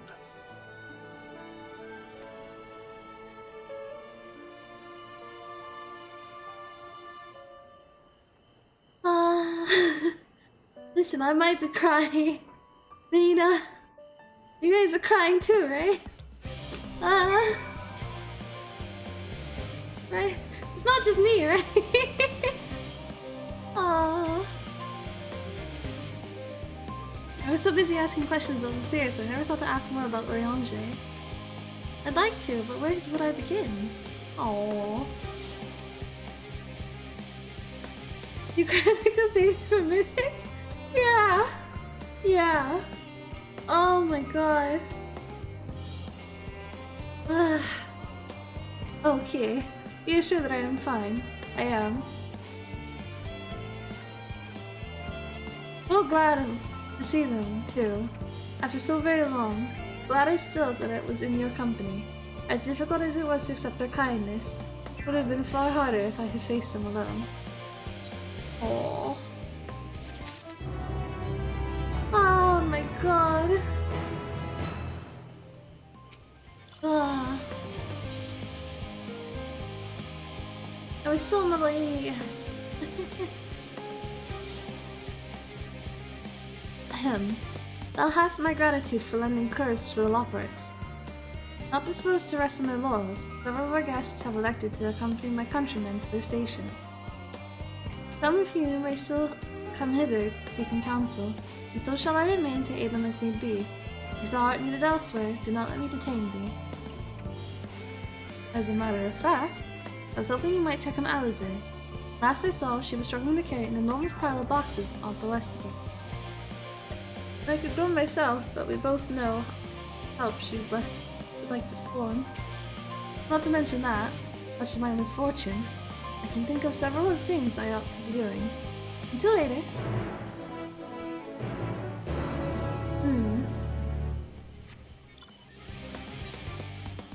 Oh.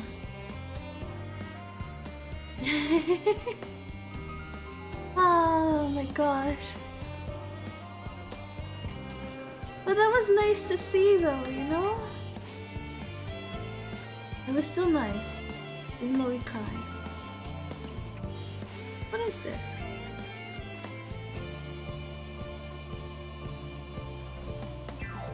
It continues on, but... Ah, down below maybe? There's still a lower circuit, so... Oh my god. Ah.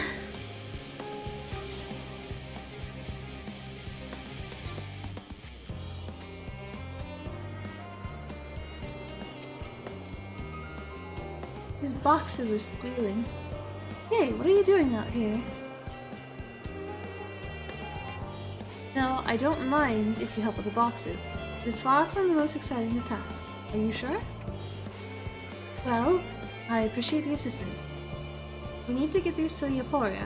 Time is short, of course, but they're full of organic specimens and samples, so try not to be too rough with them. Alphino should be waiting for us when we arrive. Are you there? Okay. Which way are you taking?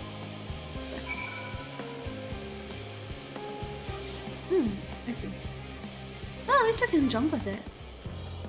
Very cute jump. Oh my god. I didn't think we need tissues tonight. Oh. You know, I'm happy for Uriang. I didn't know tongue. I'm happy for Urianger, you know? Happy. Let's try this side. Oh. There we go.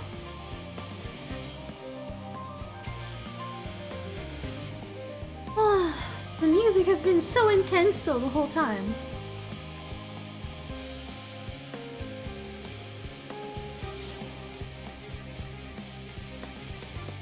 What? Is that title like a pun on Octopath Traveler?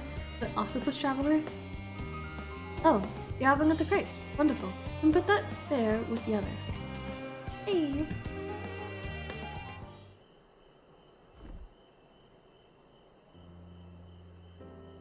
You have my gratitude. But how did you come to be involved in this? Huh, I suppose I have Thanka to thank as well. If you're wondering why we were tasked with bringing these boxes to the Aporia to begin with, so was I. Turns out that this is the base of operations, of sorts. Those with final say as to what is included in the ship's manifest can be found here. Father included, I suspect.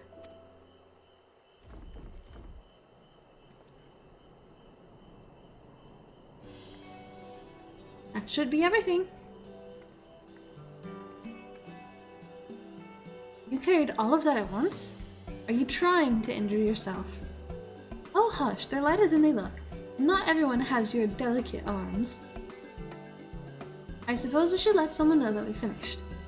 The Apollon is in the courtyard. We can report to him. Why don't you come along? You'd get credit for your assistance, at least. Considering where we are, you might even learn something interesting. Hey!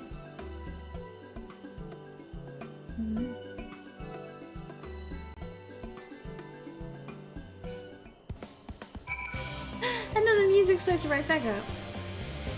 It's like Lahi, but like more, you know?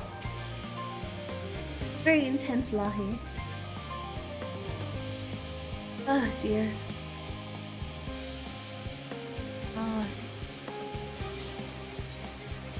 This Aetheryte's in the water too.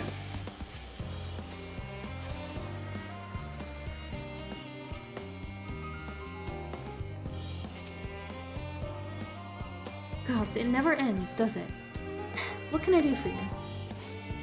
We brought samples from Charlene Hamlet. Series 110? The crates are by the entrance. Ah, thank you. I'd expected one of my colleagues, but we are dreadfully short-handed. Just a moment. You are Fortunat's children, are you not? Alphino and Alize, at your service. You're well acquainted with Father, I take it? Quite. I've been friends with your parents since our days at the studio. I remember when you were yay high, waddling hither and thither.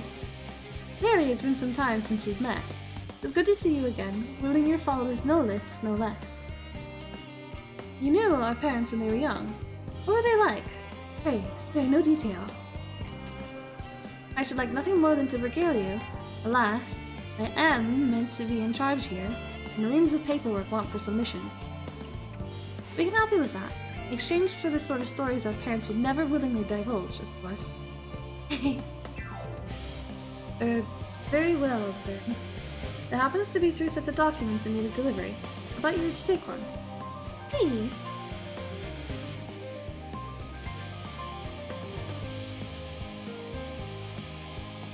Wait right there.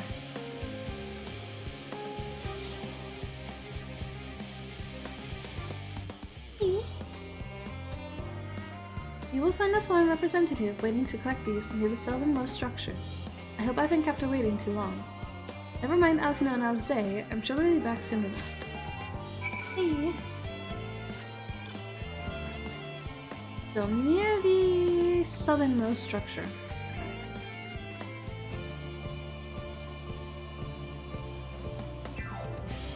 Which I assume is what this is.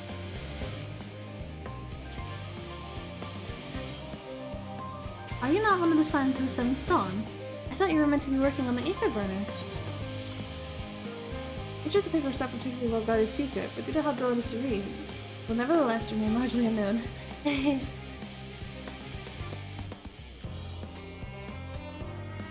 The Apollon's paperwork! I was beginning to worry he had misplaced his quill. If they somehow stuck Lahi in, I would probably lose it too, honestly. I appreciate your help in seeing these documents to my hands at last. As for your other task, pray, keep this between us, but I sincerely hope you Scion succeed. The Exodus is, without a doubt, the most monumental undertaking in the history of the Forum, and so we must be circumspect in all respects. Risk is a privilege we cannot afford ourselves. At its heart, however, Jalian has always been a nation of the curious. It would be a tragedy indeed if we were the ones assuming your pursuit of truth. Oh, was she this nice? Here.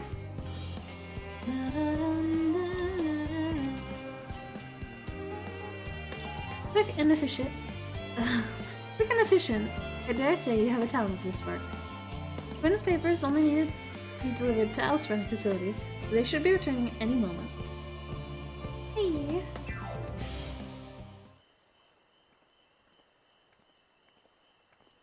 We get to learn about their parents too? They return, with not a scrap of paperwork remaining on our persons, you will know. You both have my thanks, and my apologies for sending you on an errand far below your ambitions. Why, even as a babe, you struggled out of your swaddling clothes and... That is quite enough of that. Thank you. I was compromising stories of our parents that we'd ask to hear, to reiterate.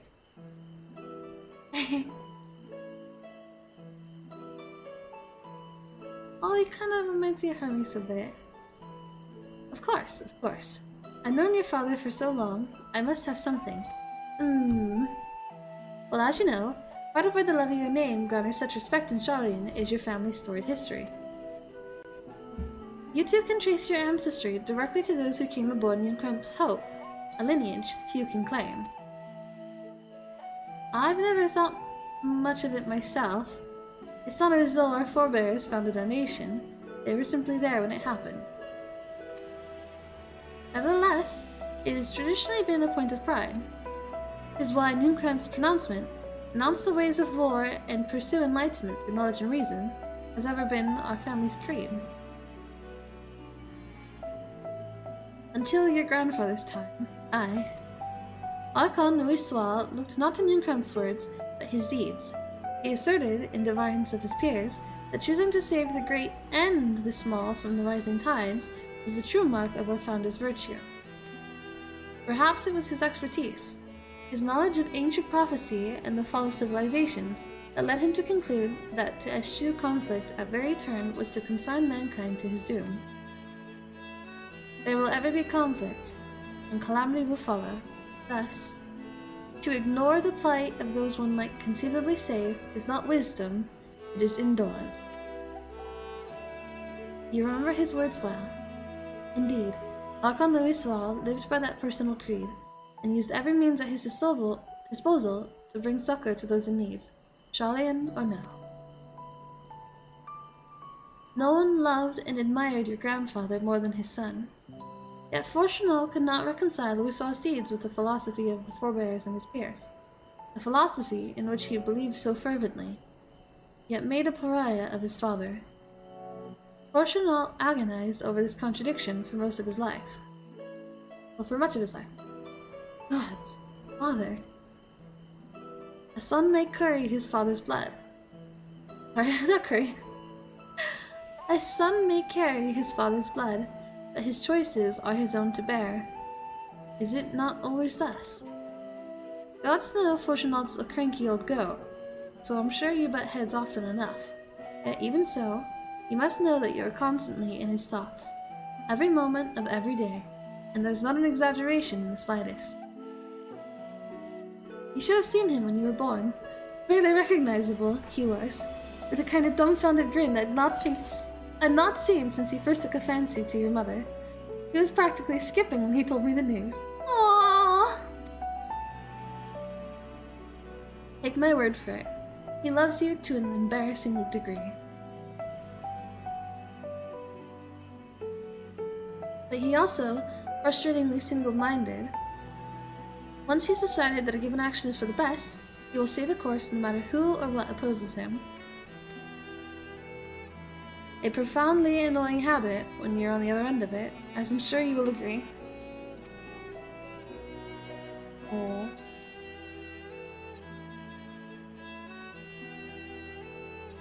I'll say. Thank you for your insight. When next we meet our parents, I shall mention that we spoke. Try not to get me into too much trouble now. I need the forum on my side. Speaking of which, I ought to be getting back to work. I have to make sure those specimens you brought me make it into their proper places, or the cranky old goat will have my hide. We can speak again later. See?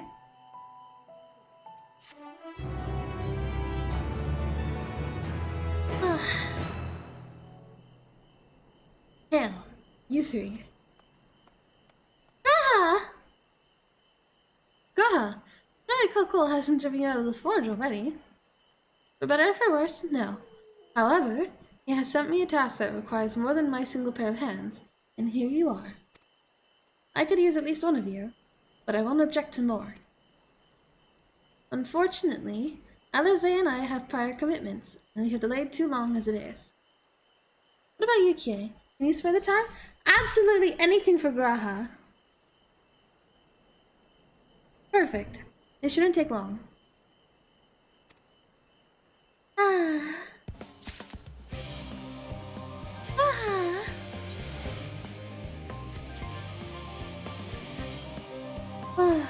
In the event that our, and I quote, promised heap of adamantite falls right out of the bloody sky and into my lap, Master Coco wishes to be ready to put the proverbial hammer to anvil at a moment's notice.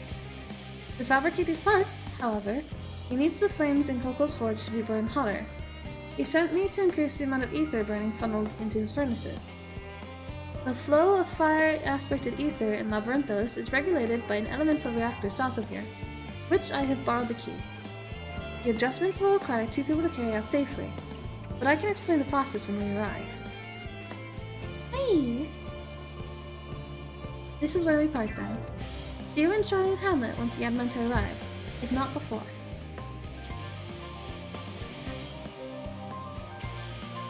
This way then. Hey!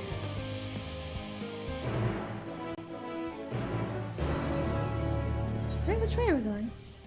Oh, we're headed this way. Okay. Hey! Alright, we'll go a little bit longer. Maybe to the end of this bit, and then we'll call it that. A little bit more. 31 AM, but we're getting close to the 4-hour mark. Like to not accidentally go on too long again, if we can help it. Hey, God. The reactor is housed within this facility. A little more for Graha? Hey. I'll be the one to go inside and adjust the fire ether output. When I do, a rather large amount of water-aspected ether will issue from the vent at the top. I expect this is to attract at least a few elementals, which we would both rather not be drawn into the reactor itself. Trust me. And I ask that you put down any that draw too near. They'll pose you a little trouble, I'm sure. Hey! Wait here, if you would. I'll be right here.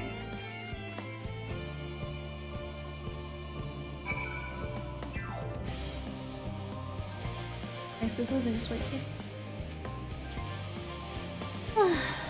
Okay.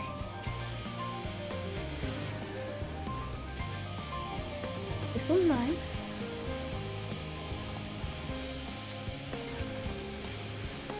I guess, we wait here and then afterwards we have a cutscene right here.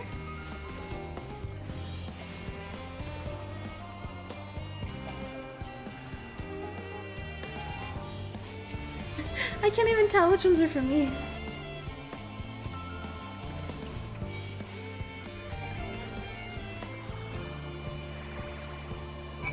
Here. I think we wait and then have a cutscene. Hey! Did everything go smoothly out here? Hey! I thought as much. No major complications to speak of inside either. And the water ether appears to be venting properly. I expect Coco will have seen a difference in his forge flames by the time we return. Actually, I think he said I return. Since I have you, there was another matter I thought to discuss with you. Nothing terribly important. Really something I've been considering. Oh? Part of this I shared with everyone. Yet you, and only you, have been to Elpis.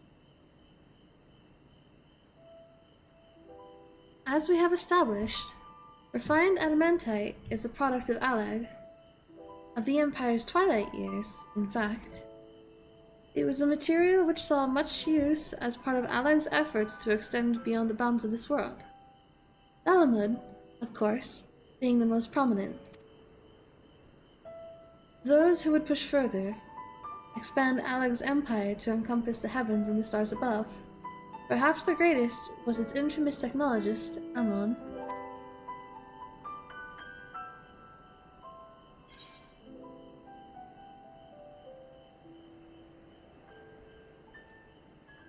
Did he remember his life as Hermes?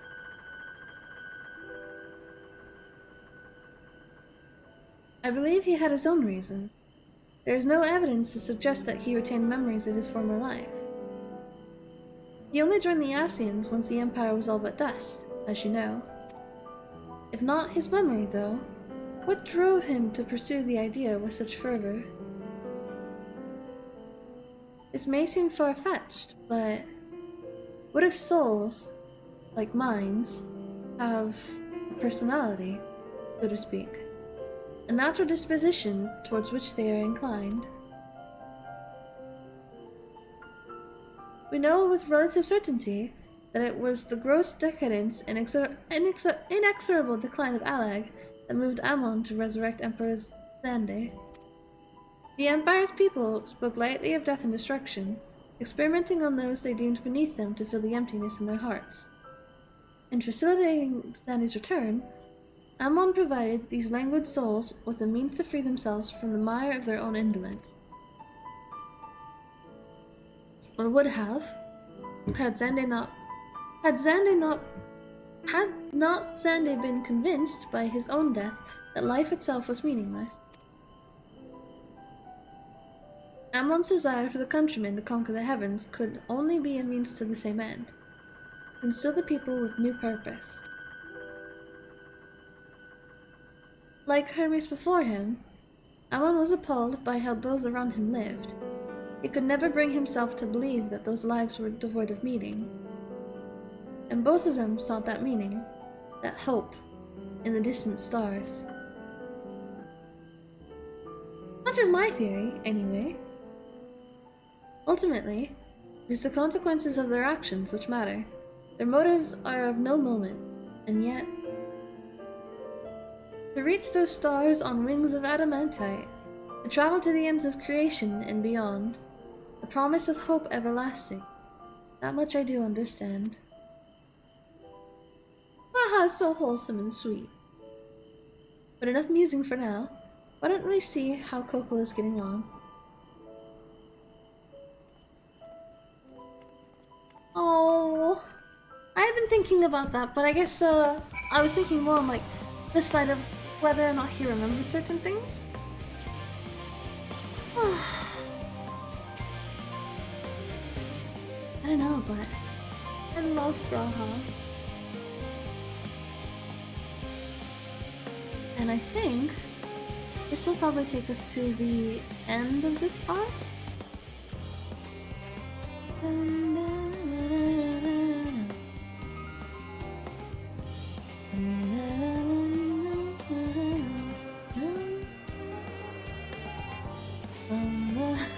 Have you ever seen me scrolling that kind of way? It's because my scroller is a bit scuffed, so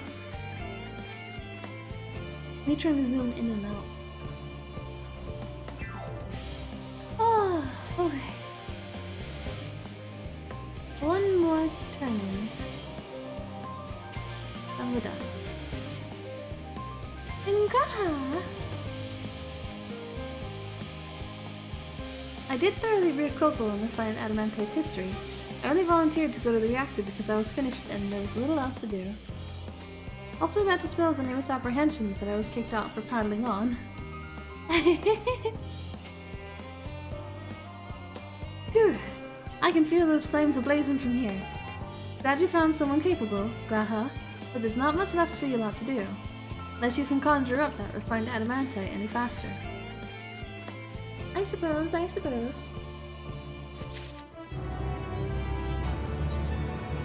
One's of adamant. I think this one's probably the last one of this part, but one more. I do trust you to deliver on your promise. I do, only I hate waiting. I want that adamantite. I want it now. But share your share your impatience, I assure you. Is there truly nothing else we can assist with in the meantime? I wish. This sitting about's unbearable. Pity the forum frowns on recreational explosion. Well, so long as they can't prove it was premeditated, get you gone, I've mistakes to make. In that case, I suppose I should go and return the key to the reactor. I'll have one more look to make sure nothing has gone wrong, unintentionally or otherwise. I'm certain there are better uses for your time, however. I will join you in the Farlean Hamlet anon. Hey. Alright.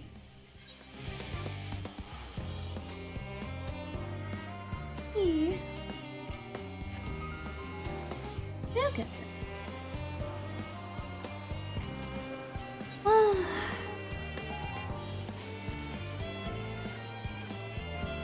Over here, right? Yeah. If you wait here, your companions are bound to turn up sooner or later. Hey! We will wait here.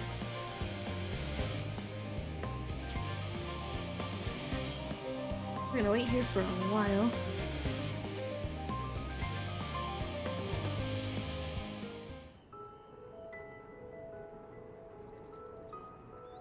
We waited until morning. All set, I take it? Hey!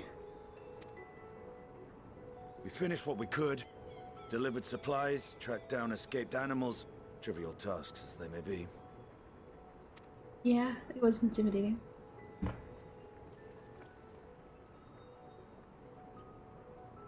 That's enough, don't you think? If there was anything more important still undone, that would be a problem in itself. The vessel is essentially ready for departure. All that remains is to load the final batch of supplies and see everyone on board. Once we've readied the ether burner, that is. I love Graha. Ah, had a feeling we might find you all here. Our consultations with the Loperites, too, have run their course. Pleased I am to say that our researchers' concerns have for the most part been allayed, though some insist on making adjustments to the very end. No. For their part, Livingway and her peers have graciously offered to stay and keep the people company, lest any lingering queries go unanswered. All that remains is to wait for the refined adamantite. Alphino, are you there? It's me, Cryo. Your special delivery has arrived. Round up everyone and come to the harbor at once. Speak of the devil. Let us go at once. Hey.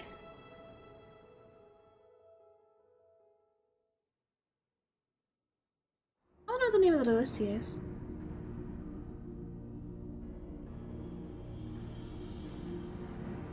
Oh. Forgive the intrusion, Master Fortuner.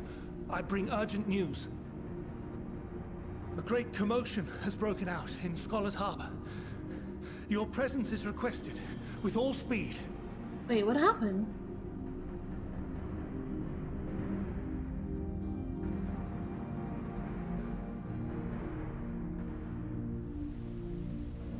Oh?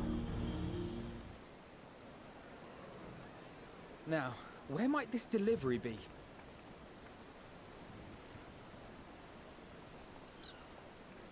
Oh. Oh.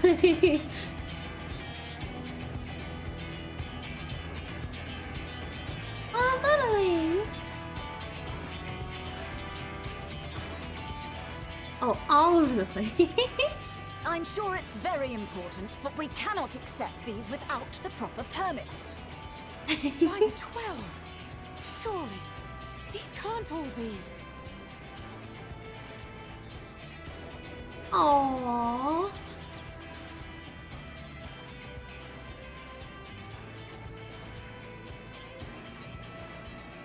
Bleeding hellfire! They're bringing them by sea and by air. All these folks in these crates.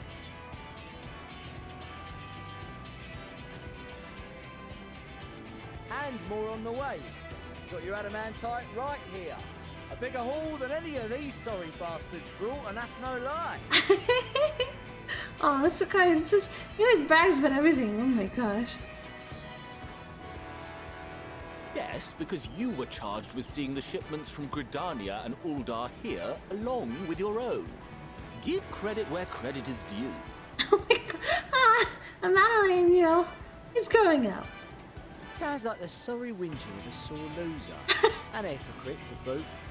Ain't no way a scrawny whelp like you took a dozen steps inside a Dalamud shard.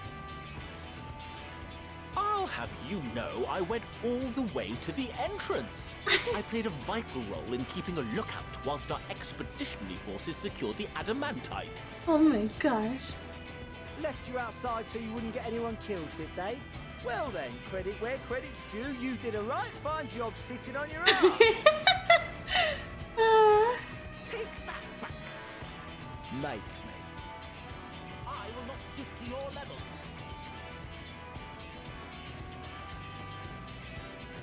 My, what a grand welcome party. Aww. Hancock and Saraban. We come bearing relics both sacred and Allegan, as well as a few other gifts that may be of help, to be presented with best wishes from the Eastern Alliance. Aww.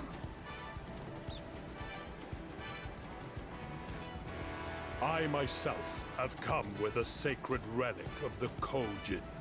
Upon learning of your need, Bunchin bade me deliver it on behalf of the Blue with all haste. Aww. Fearing I could not swim here with the necessary speed, however, I thought to beg our Confederate allies for aid. To my delight, Hancock was already preparing for departure at the self-same port, and had space for additional cargo. We did, of course, need quite the impressive vessel to get it all here in time. Wait, is that a Guardian airship? Fortunately, our majestic associates have been more than helpful. 'Tis an honor to join the Warrior of Light on another adventure, they tell me. Oh, unless they mean, the theater company.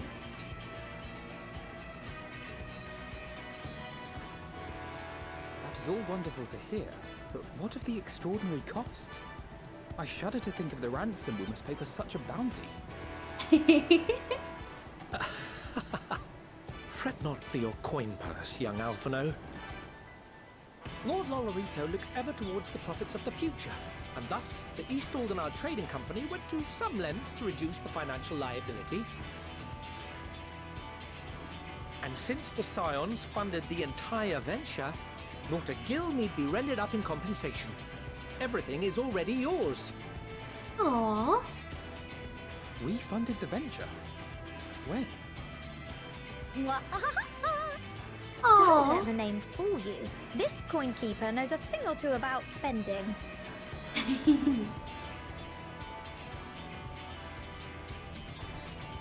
When it comes to capital investiture, a sprinkling of gil here and there will not do. You need enough savings to make waves when it really counts, which is why frugality is paramount. You gotta love Tatar. We also have the benefit of a generous patron. Generous being rather an understatement. She has supported us from the shadows since the very founding of the Scions. We even had coffers to fill. Aww. Amelians. I remain, of course, an entirely neutral party. I simply thought our family's coffers were needlessly full. Aww. We can hardly take them with us on your teeny-tiny toy boat, can we? And it would be a shame to leave all that hard-earned wealth unspent. She's not wrong. Waste not. Aww. They are amazing.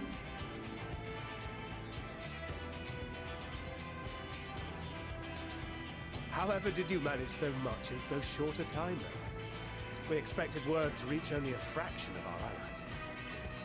Did I not tell you I have my ways? Aww. Aww. Erenville, you were involved too. I received a letter from Cryo after we parted ways in Labyrinthos. I didn't expect Erenville to be a part of this at all. She explained what the Scions were trying to accomplish, and why you might soon require the services of the Gleaners, spread across the world as we are. I pray you do not interpret this as a betrayal of Charlotte. I accept that the Forum's aim in pushing us to our limits was to preserve what knowledge we have, and I bear you no ill will for it. Aww, Erenville's such a good boy.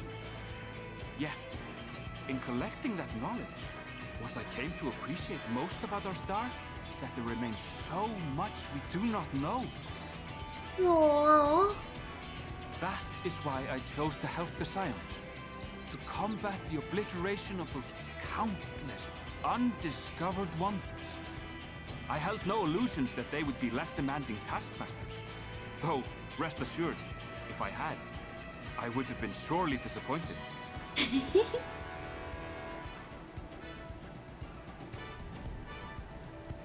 To make a long story short, the whole of the guild ship cooperated to ensure your call was heard far and wide. Aww. There they are. What's this about a ship that can fly to the moon? Of course we're gonna have a sit-in mode, right? And why didn't you mention it sooner? The one time you don't beg my aid, your problem's a bloody ship that can fly to the moon. Sid, you brought the team. Aww. Of course. Garland Ironworks' finest. You need only point us towards my new favorite ship. As you like us not suspect, we've also brought adamantite for Mordona's Dalamud shard. Aww. I admit to some consternation upon first receiving Kryl's message. So few Scions remain at the Rising Stones now. Far too few for such an expedition. However, the Gleaners were able to secure us reinforcements. Idleshire's treasure hunters, not least among them. Aww. I know. How the Gobbyflock fought. Slowfix's gratitude for the safe return of his daughter has not waned, and he gathered his kin to our side with an astounding quickness. They got the goblins out you. Aww. The clash between their machina and the Allegan defences was a sight to behold. I wager even you would have been impressed by the magnitude of the gobby booms. Gobby booms! Fascinating as all this is, I fail to see how it explains your presence here. Does Razat-Han not have more pressing concerns?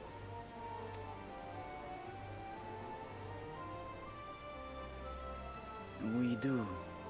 Yet averting the final days would be the most expedient solution.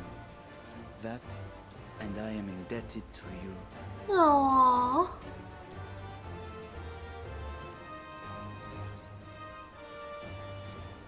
Though they chose to take their leave of Thavnair, those you saved in Galimund remain my people. My gratitude is beyond words. 'Tis appropriate that I aid you in kind. If in the doing we bring salvation to others of this star, so much the better. No. You will recall that I spoke of my father, Midgard Summer, and his journey across the great expanse. As he traveled betwixt the stars, his resplendent scales drank of the ether in those nigh empty surrounds, and imparted to him the strength to persevere. Thinking they might further your cause, I called out to my kin for consent. Oh? Ajdaya's answer was silence, as ever. Tiamat and Chris Velgre, however, responded favorably to the suggestion. My sire, too, gave his assent. How? Where? What? Thus have I brought you his own worm scales. Fit them to your purpose, and seek a worthier fate for us all. Oh. You'd be hard-pressed to find someone else so familiar with the unique properties of dragon scales. So I invited myself along. I love Nidana. She's so aww. Look at me, this is so unbelievable. I've gone right back round to believing it again. You know, Kokon is like, he's something. You know, probably like the best level Get a fan. 6% gain in efficiency. With all these goodies, we could get 7, no, 10, no, 14 bleeding percent. Think of how far we could go. What we could do with that much power. What we could blow up! If Kokol is duly convinced, then it must be true. In which case, the Scion's end of the bargain has been fulfilled. Would you not agree? Mm.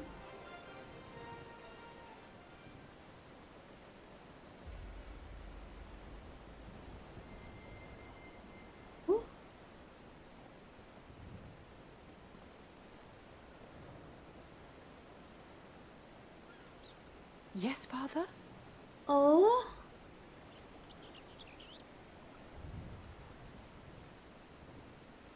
I know not what you seek of Hydaelyn, nor for what purpose you would take command of our ship. Yet this much is certain. To do so will be to dictate the fate of this star and the lives upon it. The lives of each and every creature, in their magnitude and their fragility. Do you understand? And are you prepared? We have seen and we have felt how much each life shapes this world. And so we are determined to abandon none. We understand what is at stake, and we are prepared to bear this burden. Aww. They found their words.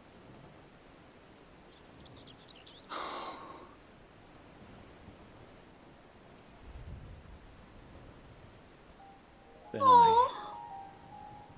I will bear it with you. I beg you, share your struggles with me. As family.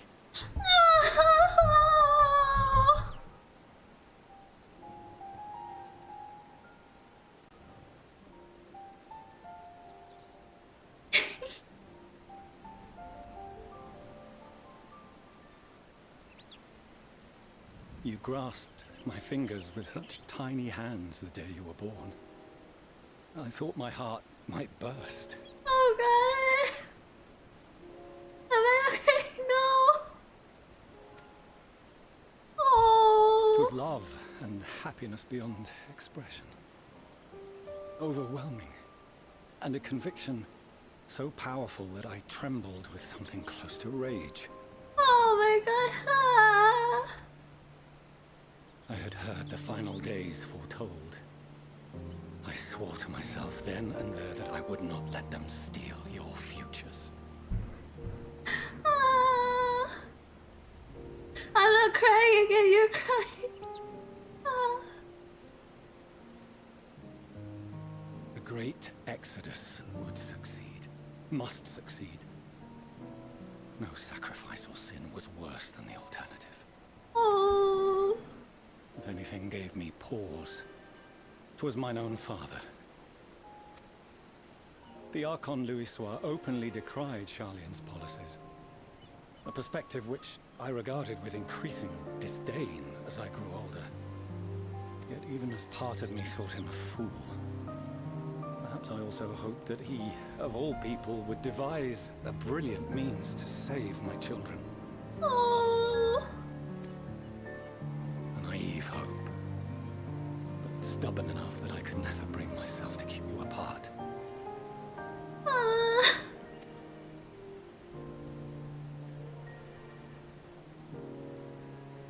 No, that was his doing, when he perished at Cartano. As we pulled that twisted slab of Dalamud from the sea, I remembered the warmth of your newborn touch. Chastened, I vowed never again to suffer any interference in my mission to protect you.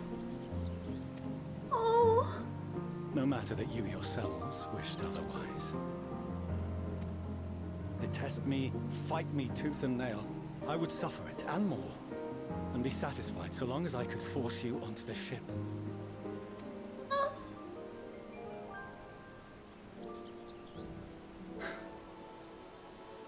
I was wrong. You two have grown so much stronger and so much wiser than I dared dream. You have earned the right to walk your own path, and already begun to do so. Good. Because there are things we care about, and people we love, and none of them is replaceable. Not a one. It cannot have been an easy journey for you to have come so far. We shall be glad to acquaint you with the finer details someday, once this danger has passed. All that we have seen and heard, that we have felt and learned in our travels. Ours is not a kind world, but it is beautiful. Always. Oh no. Are you quite sure that's wise? After all, someone turns pale and flees the room when he sees so much as an envelope containing word of your interest. Oh. Whatever will happen if he learns what you were really up to? Amelians. Oh.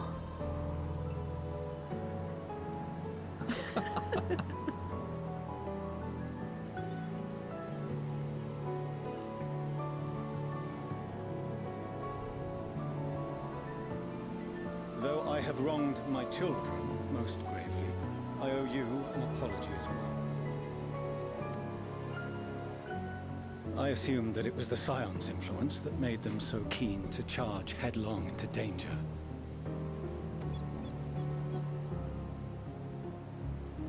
Yours, in particular. I see now that said influence instead brought them together with the many fine people gathered here today. Oh. In which case, I hope you continue to guide them.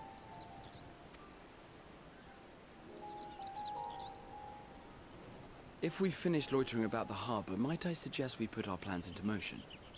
People are beginning to look confused. It was too wholesome. It was too wholesome. Perhaps you can spare a few words ere they resume the tedious lugging of cargo.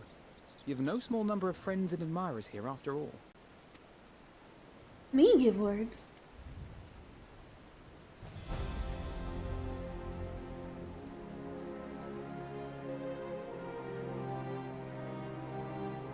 What kind of words can I give?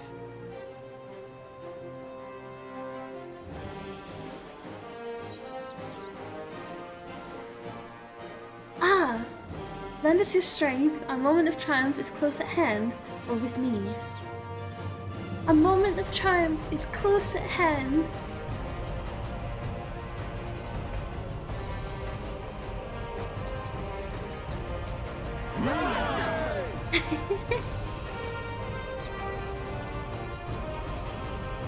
Why is it with me? It's like, with me where? It's like, let's go. But go where? No? Your assistance is appreciated. Now, in an orderly fashion, if you please. Oh, that was so worth waiting for. No.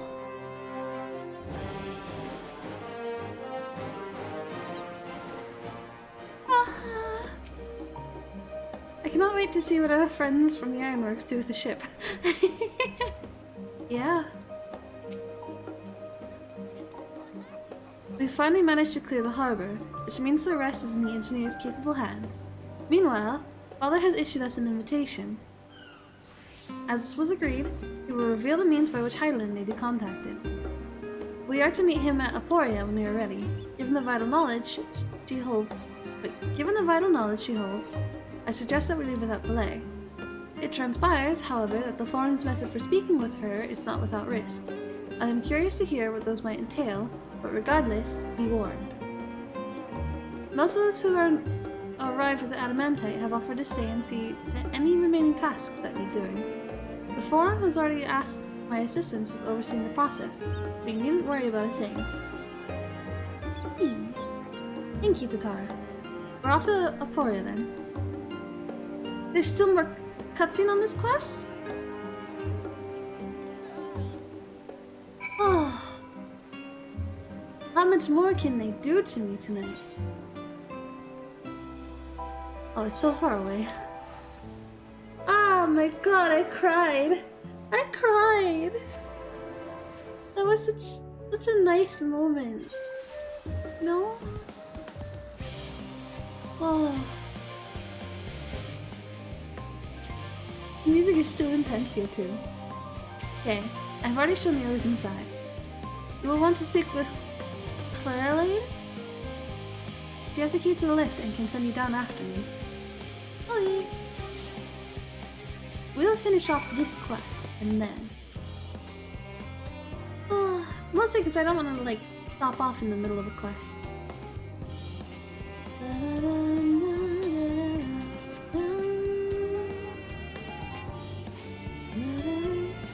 You're with Master Foshinal, yes? Just step inside the lift here.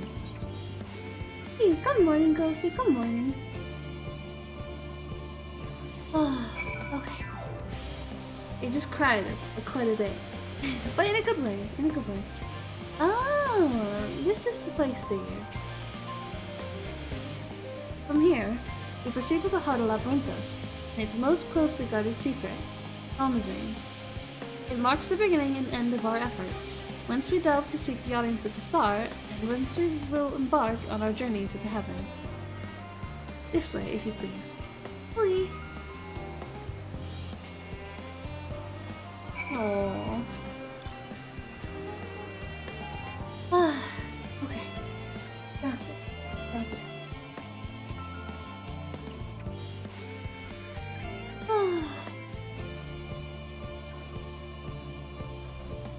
Huh?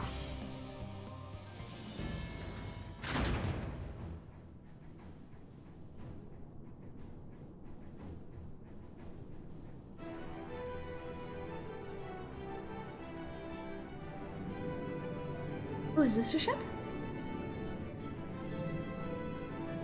Ah, it's the ship from like the logo.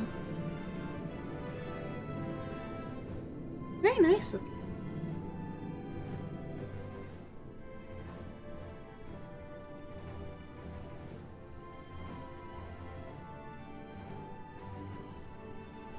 I bid you welcome to Almazane.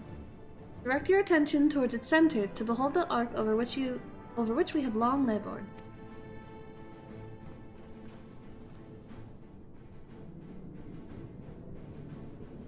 As you can see, it was designed as a medium-sized craft, the better to reduce fuel consumption. Miniaturizing magics have been applied to its interior to ensure that the thrust-to-weight ratio does not place too great a limitation on its freight capacity. The Aetherburner, as you know, has been removed for further modification, but we shall reattach it soon enough. I have received word that Kokol and several of your allies are working on it with intense fervor. They are sure to see it done. It was by their expertise that many a prior disaster was averted. If anything, I fear they will not afford us much time for speaking with Hydaelyn ere they finish. Point taken. Let us move on. I must warn you again, however, that even with the benefit of our device, the treat with her is not a simple feat. Oh? Why would that be?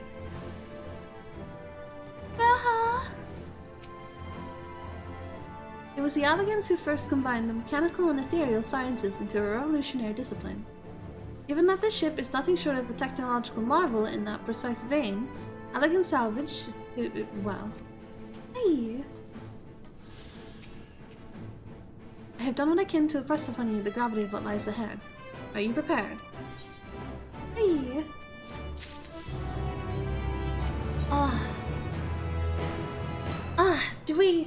Do we do this last?